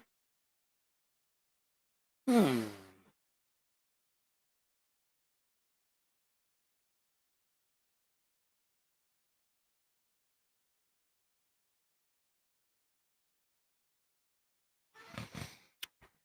Whenever I think about a big, tall guy fighting a short guy, a short, fast guy, I always say that could be a bad night for the tall guy.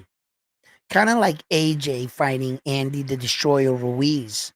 He fought a small type heavyweight that was real fast. He couldn't adjust to him. Gervonta Tank Davis was dominated against everybody else until the Lamont Roach fight kind of happened, right? But when he fought Esau Pitbull Cruz for the first time in his life, Esau was shorter than him. And Gervonta's used to punching upwards that he broke his hand on Esau's forehead because his angle of punches was always focused this way. So when really tall guys fight short guys that can get underneath them, it's a recipe for disaster for that tall guy sometimes. Espinoza has been fighting everybody shorter than him his entire career, though. You see, where that it's not a situation where the tall guy was fighting guys medium size, his height, or taller than him. There's never been anyone taller than Espinoza in his career in the weights he's been fighting in. He's always been that giant, kind of like Sebastian Fundora. The overhand, right or left, is those tall guys type kryptonite. And what is Nick Ball famous for? You got it. It can either just play out to being a matter of time that Nick Ball catches up to Espinoza and hits him with a big shot and really hurts him. You saw Robesi hurt Espinoza, but he just didn't close the show. He didn't finish, and then he emptied out his gas tank, and then Robesi was in trouble. So much, in fact, that the next round when he came out, he needed a breather. Espinoza put the Beach by Dre on him. He didn't let him breathe. So not only didn't he couldn't take the round off. And he took a lot of damage. So it went against him. Robersi fucked up in the fight when he thought he had him knocked out. He like celebrated, let the adrenaline dump out of him, and Robersi, Espinoza got up off the ground talking about the fight's not over. Robersi, I think, celebrated too early. and he tried it and he emptied out his gas tank and he let Espinoza back in the fight.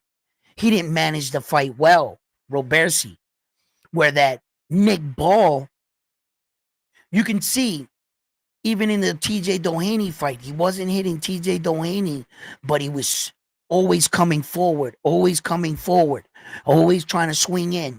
Nick Ball is going to fight into the final bell. And Espinoza is going to have to stay ready for 36 minutes of this little wild dude just getting in on the inside and trying to clip you. He's got to keep him out like this. Espinoza has experience, though, fighting smaller guys. Like I pointed out, that his entire career he's fought small guys. You see? But when you got that big guy finally fighting like a short guy, like periodically, it fucks the tall dude up. He doesn't know how to adjust to the shorter guy. And it could bother him. But since Espinoza has so much experience fighting shorter guys, I'm not sure if that's going to be a problem. You see? Nick Ball is a dangerous fight for Espinoza. That's a dangerous fight for him. Yeah. I think Espinoza might beat Stephen Kubo Fulton. I think he'll stop Stephen maybe. Espinoza got that length, that reach. Stephen doesn't do good against that. He's not. Stephen can't fight. Well, anyway, when he stood all that mid-range shit against Naoya Inoue, he got punished. But Espinoza's not Naoya Inoue. But he throws a lot of fucking punches. See, when he had Robersi and all that trouble, and if he has to, he got 2 elbows he can go to. He'll hit you with a 4-piece, 2 punches and 2 elbows. You know what I mean? So Espinoza got weapons. This dirty motherfucker, right? Nick Ball's a dirty fighter too. He fucking kicked TJ Doheny and didn't get disqualified.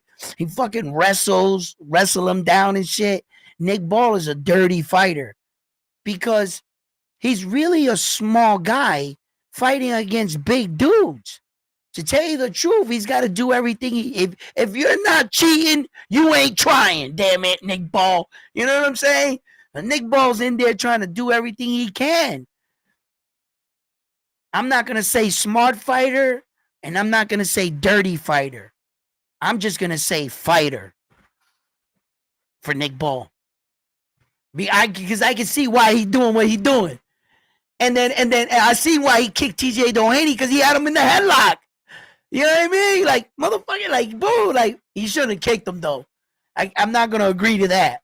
That was crazy. Bro, did you just throw a kick in a boxing match? Get him the fuck out of here, right? Like, come on, man. Like, seriously. He should have, that match should have been, like, all done, son. Like, come on. So, don't forget to hit these likes for me, guys. It takes nothing, man. Just reach down and hit that like for me, please. So, what was up, Armando? What's up?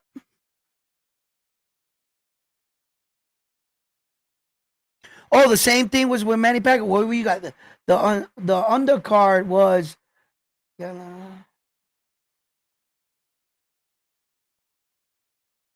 Oh, you guys are talking. Okay, yeah. Okay, yeah. All right.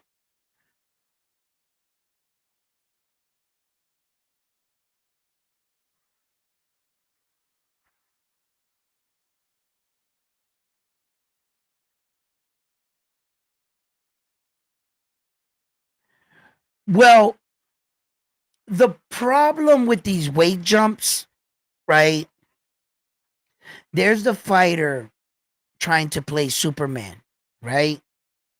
And not really understanding that affects your body moving up, down, shit like that. I think that's really why Roy Jones fell victim to. Roy Jones was like, what was he at the time? The champion at 168? He fucking jumped up to like what, heavyweight? And then from there he came back down. Then he got knocked out by Magic Man, Tarver, and Tarver's like all trying to go to the Hall of Fame off that shit. And I'm like, how? How could Tarver go to the Hall of Fame for that shit? He doesn't. You beat one guy, bro. Roy Jones Jr. with a big name. You think because of everybody that Roy Jones Jr. beat, that it should award you the fact that you beat that kind of guy to get you in the Hall of Fame?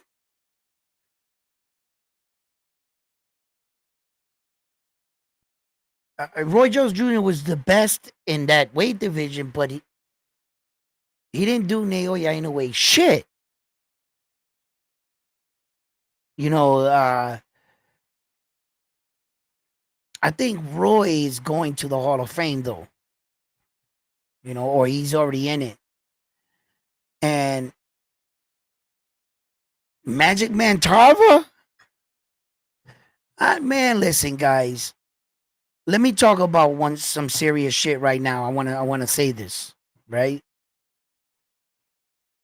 Unfortunately, man, what Terrence Crawford said about Errol Spence Jr., I gotta side with Terrence Crawford on that one.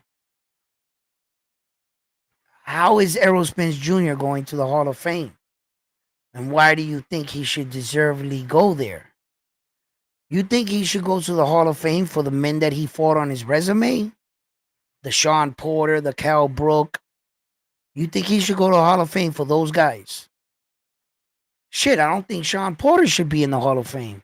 But it is what it is. I just think they should make it tougher. He should get in, yeah, you know. But they should make it tough so that when you're in there, like you're really in there, you know, like not let all these. If you left Chris Igeria in the Hall of Fame, I'm done with the Hall of Fame, bro. I'm done with y'all. That'll be, you can pay your way to get into the Hall of Fame. And that's fucked up, bro. I want these guys to be really high, held high. Errol Spence Jr. has so much inactivity on his resume. It's hard for me to say, yeah, for the length amount of time since you got the belts to this time, we should award you as the longest welterweight champion in the world. That's bullshit. Just because you were lied up in a hospital bed for 2 years and had cataract surgery after cataract surgery and you were inactive, that should not award you. Like, would you fight? The hospital bed? The eye surgeon? We should bring them up in the record book. Errol Spence Jr., all you ever did was get 3 belts. You got 3 belts in one division. That should be enough to get you in the Hall of Fame. Shit, if that's enough to get you in the Hall of Fame, then getting 1 belt and 10 title defenses should get you in then. You got 1 belt in 1 division and 10 title defenses. If Errol can get in with 1 division and 3 belts and no real title defenses to speak of, you know, not no, like, he fought Ugas, Garcia, both Garcias, whichever one you want to, because if you want to say Danny Garcia wasn't a real 147 pounder and that he didn't belong there, all right, cool. I can see where people probably would think that, right? I don't give a fuck what Garcia you take. Where besides your feelings? Besides, oh, Errol was, because I love Errol Spence Jr. He's one of my favorite fighters. But because I didn't think he was going to win them fights. I didn't think he was going to beat Kell Brook. And he fucking won me over that night, Errol Spence Jr. I'll never forget that fight. I was like, come on, young man.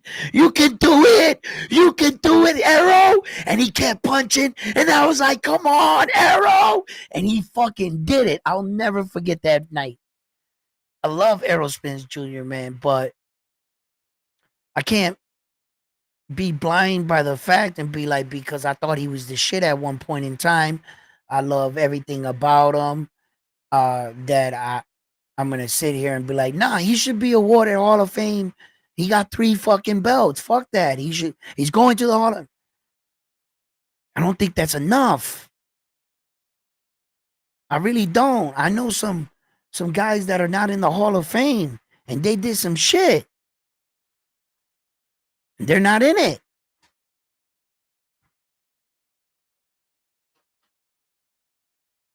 And another thing is the elective class for 2000, I think is in June, right? Manny Pacquiao is on the ballot this year to get elected into the Hall of Fame.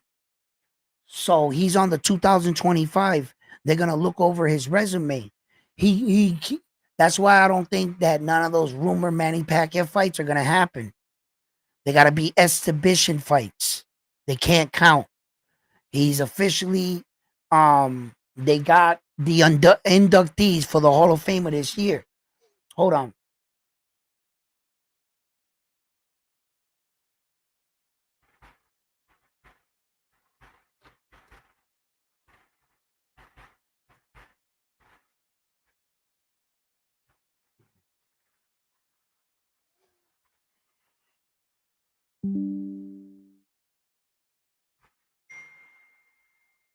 Okay, here, let me share it with you. Let me share it with you real quick.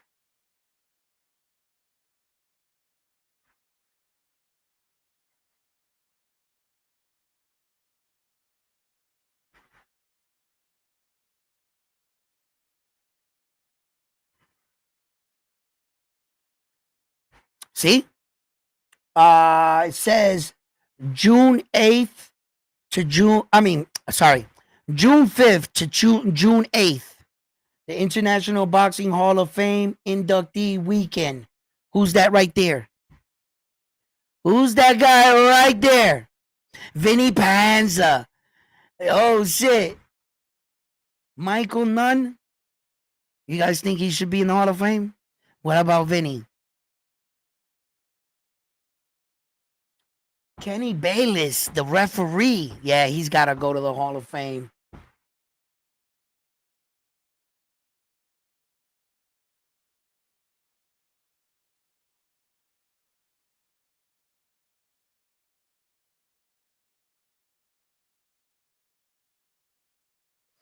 Wow, who you think out of the girls? You think all 3 of them should go? Did they do enough?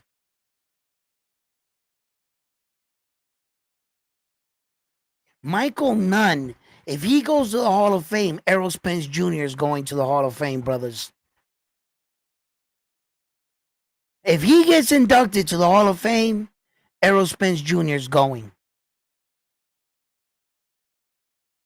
Man, Vinny Panza, what division world champion? How many divisions did he ever in his career?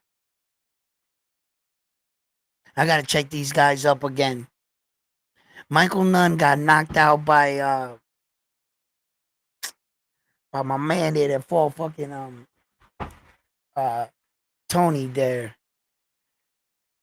Here, let me switch off of this.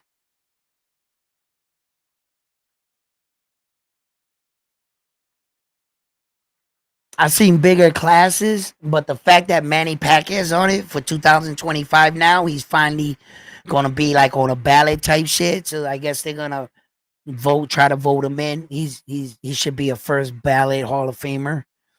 I don't I don't see how they will ever deny Manny Pacquiao. So I'm pretty sure he's getting into the Hall of Fame. Where they place him, what they give him credit for, that everything that's what I've been waiting for a long time. I want to see what they give him credit for. Because are you willing to fabricate this kind of world champion just to please the fans? And I'm telling you right now, if you do that with Manny Pacquiao, I'm going to be the first person down at the Hall of Fame yelling, you need to do that for everyone else. You can't play favoritism and bias. You can't do it for one person, but not do it for the other. You're going to have to rewrite the entire boxing history books and award other people what you're awarding Manny Pacquiao. I want to see how they write him down as a champion. Do they continue this ridiculous narrative that he's an 8 division world champion?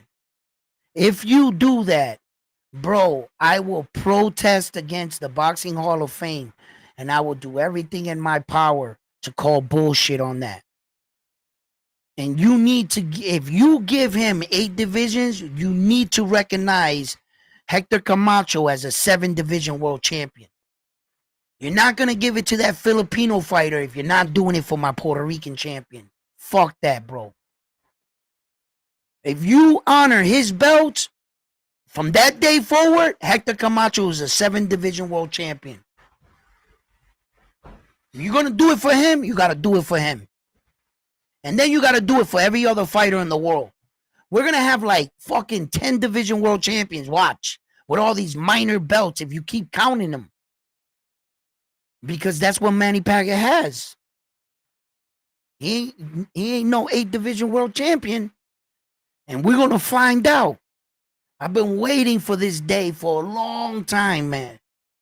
I want to see what happens when they induct Manny Pacquiao into the Hall of Fame. And I'm buying a ticket. I'm going to the Hall of Fame, and we're going to videotape it together. You're damn right I'm going there, bro. Because some of these lies got to stop. They have to. I'm not biased, not favoritism. No, go into the Hall of Fame for what you did, bro. For what you did. Don't make up some shit. Don't say LeBron James got 8 fucking championship rings. Don't do that. The NBA world would go in an uproar. If you can't do it there, I will not allow you to do it here at boxing. Bro, I'll make a banner, a huge one, and stand outside of the fucking Hall of Fame and call it a joke, a fraud, a fake, a phony. I'll start to question every fucking boxing Hall of Fame record. Because how would you, that's a disgrace. That's despicable work. That you have to lie to make somebody look better. When the truth, you can put the truth right next to the lie. And there are people in this world that will try to hide the truth. They live this far with the lie, that when the truth is presented to them, they rather shoot the guy in the head, wrap that shit up, never let it be seen. We're going to stay with the lie version. I like it better. There are people that will try to bury the truth. Why do I got to be like them? Why do I got to follow the herd? What I gotta do and report everything they want you and want me to say. That's why I get so much criticism with Naoya Inoue and pointing out Manny Pacquiao and all this. Because I'm the bad guy, huh? For what? Telling the truth? Because I don't share my opinion with you. This is not opinion. This is not like I'm just saying, hey, this is an injustice. No. No opinions here, buddy. Just show me on his record. Please. Get his record. I'll do it with you. I also have his record. I know. Because I sat up in the room shaking my head too. There is no way.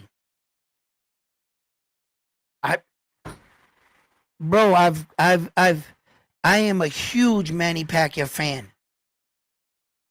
I tried to debate it. I was on the other end trying to disprove what this guy once said that opened my eyes to it. I said, you're full of shit, buddy. I'm going to prove it. I'm going to shut you up. You don't say that Manny Pacquiao is not an 8 division champion because Max Callahan on ESPN told me so. The whole time I thought it was true. Bro, when I went down that rabbit hole, the web of lies throughout his career's record, I was like, no way. Wow, did they dress this Filipino dude up like this? I mean, he fought the fights, but I was like, he's not a repeated fighter. And every fucking guy, he fought him twice. He fought him 3 times. He fought him 4 times, 3 times, 3 times. I was like, why have I never saw that? Why didn't I put that shit together? Because I never questioned him. Because that's fucking Manny Pacquiao. What is there to question? He's one of the best fighters fucking we had in that generation. I never had to question him. I just went along with his career. Like I said, there was nothing to question. Then all of a sudden, his career comes to a stop. This 8 division thing came out, and here I go doing my due diligence, supporting Manny Pacquiao. I'm like, yeah, I'm gonna make a story on this myself. And boy, did I run into a fucking brick wall. Bro, I was so hurt when I found out the truth. I was just sitting there. I didn't know what to think. I was just like, wow, do they lie this? When do they do this all the time? And I'm just like, now I want to look back at everybody's fucking record. Now I want to be like, I'm going through them with a fine tooth comb. And then I started this channel, like shit, like situations like that I'm not letting these guys lie to us no more. Gervonta Davis is not a 3 division world champion, but they announce him as one, but he's not. I'm not going to allow them to lie to you no more, man.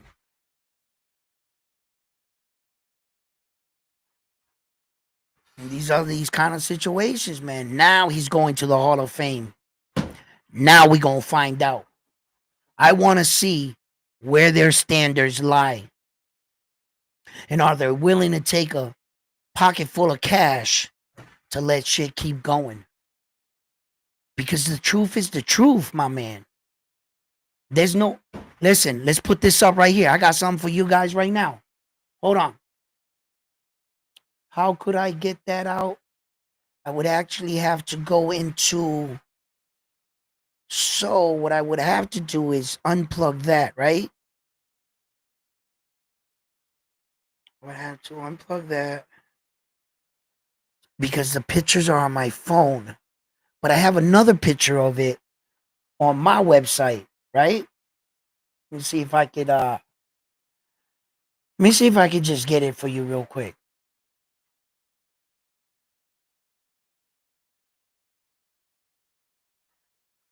Damn, that video is so far down, probably. I'm not even sure if I could pause it and just get you the front cover like I want to. But I'm going to try. I'm going to try it right now. I'm going to try it right now. Give me a second. Here it is. Okay, how could I freeze that? Okay, wait a minute. I had it like this, right? Okay, and then I had it like that. Like that, like that. Okay, okay, here I go. Not sure if you could see it real good, but I guess this is the best I can do right now. I know there's another way I could do this. Hold on. But what I'm going to try to do is just throw it up like this. And I'm just going to show you real quick what I mean. Right here. Check this out. Right? Damn, it's kind of blurry. Let's see if we can get it to pause at a better... If I push it in more. Let's see. Let's get a little closer here. Let's see if I could get a... I want you to get a full... Let's see what this is looking like. Hey now! Hey now! Now we cooking with grease, right? Okay. This is Manny Pacquiao right here. It says, right here, it says all his accolades, blah, blah, blah. How you read this is this straight across, right?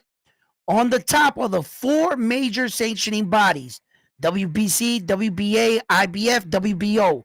And the 2 over here is the ringside and lineal. And even though you can't see it over here, there's a couple more accolades. These are like, boxing, and and how many times he won the Fighter of the Year award. These are all just awards.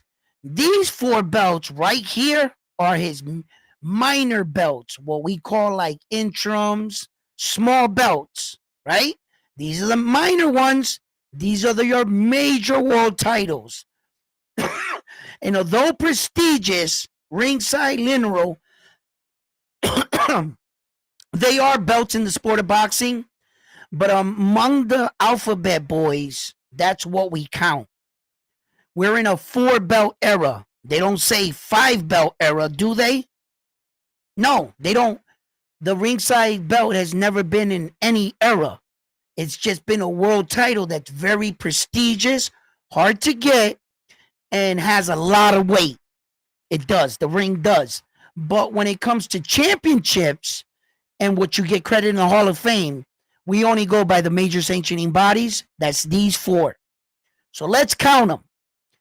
In the WBC, he won a belt at 112, 113, 135, and 154 for WBC world titles. That's 1, 2, 3, 4 divisions right there. And it's also 4 belts. For the WBA, he's only had 1 WBA in his life. He won it at 147.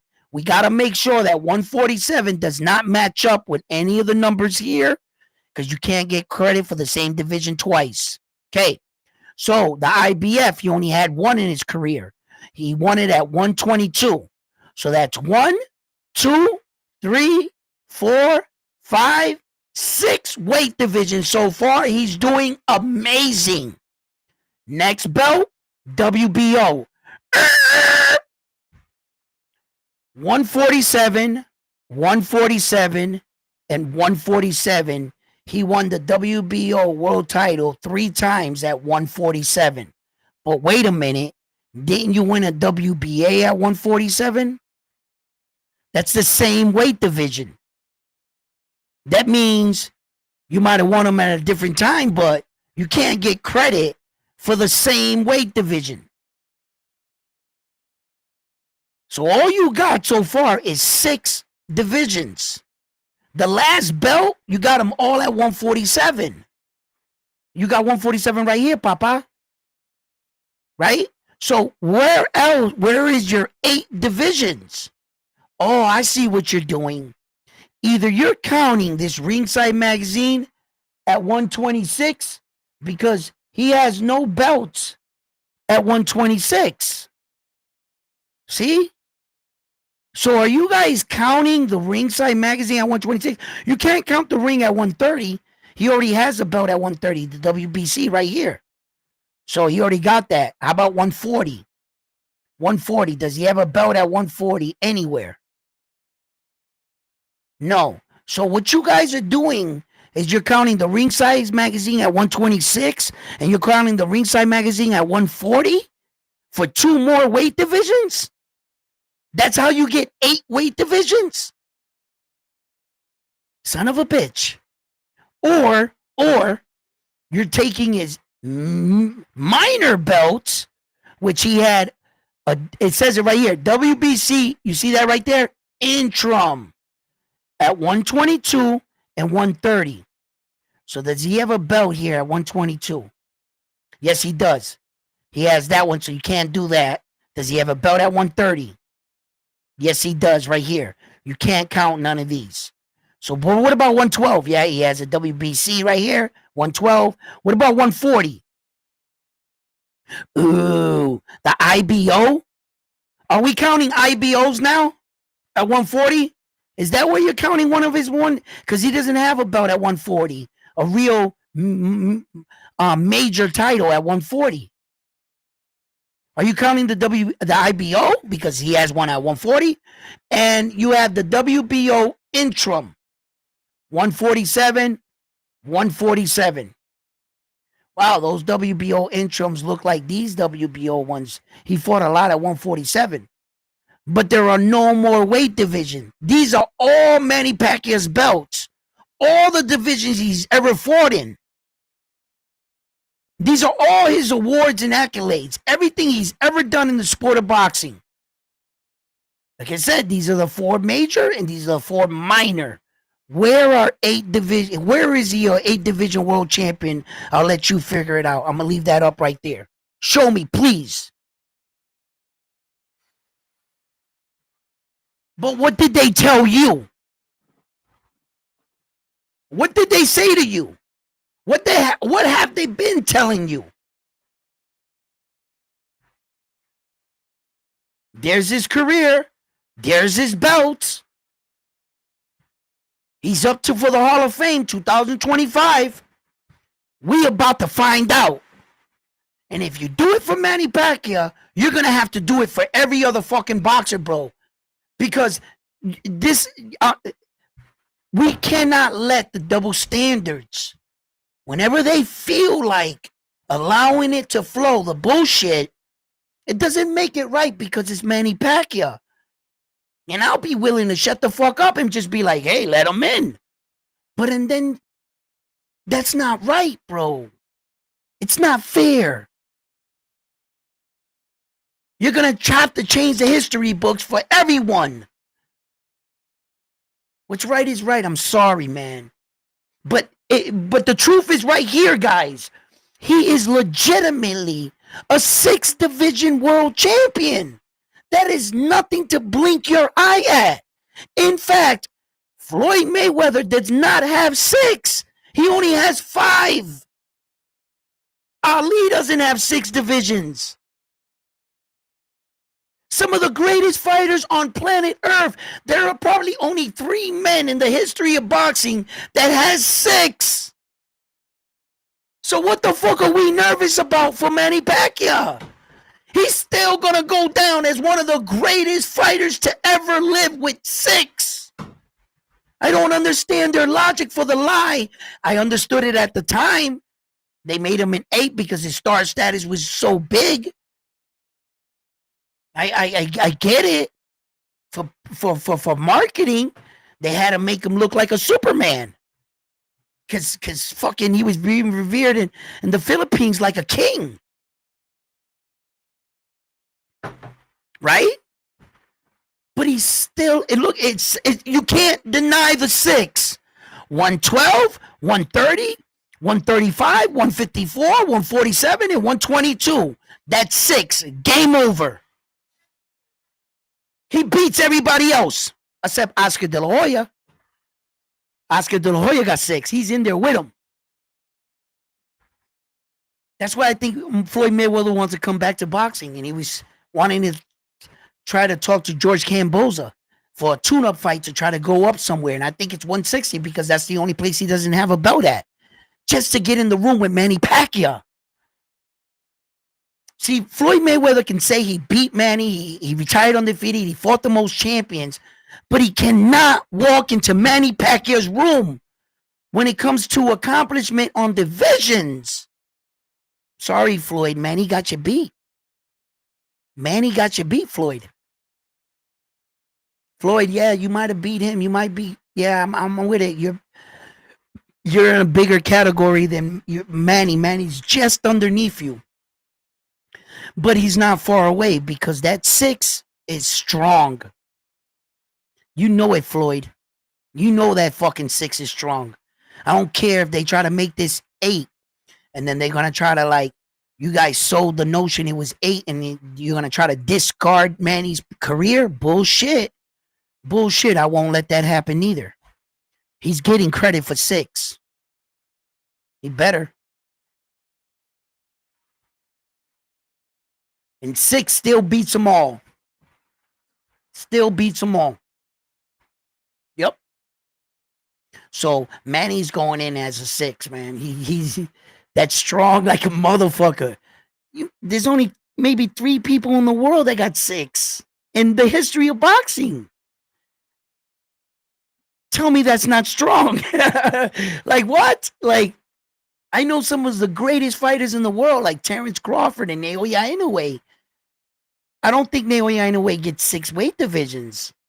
Look how great he is, and look how I revere him. That's how hard that shit is. Fuck out of here, bro. You think you're gonna just walk up and get 6 like that? Okay. Let alone 8. 6 is a remarkable thing. They try to make Manny Pacquiao like a god in boxing by saying 8.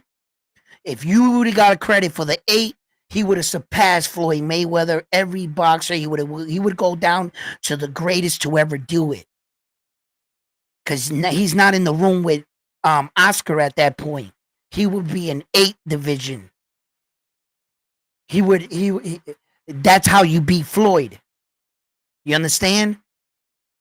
But it's not true. So I can't let you beat Floyd on a lie.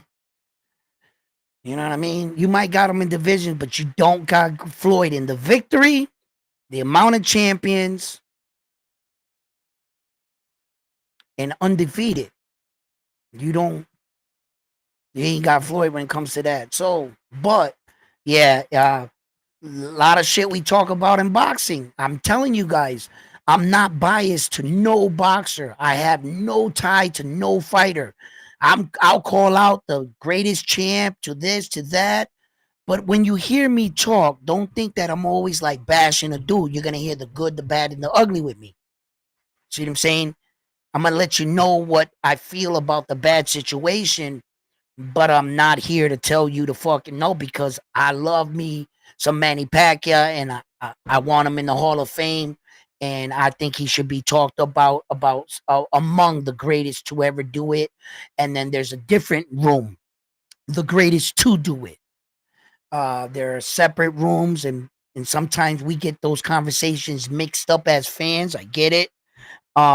But the truth is the truth. Mayweather beat him. You know what I'm saying? Mayweather did fight him and beat him.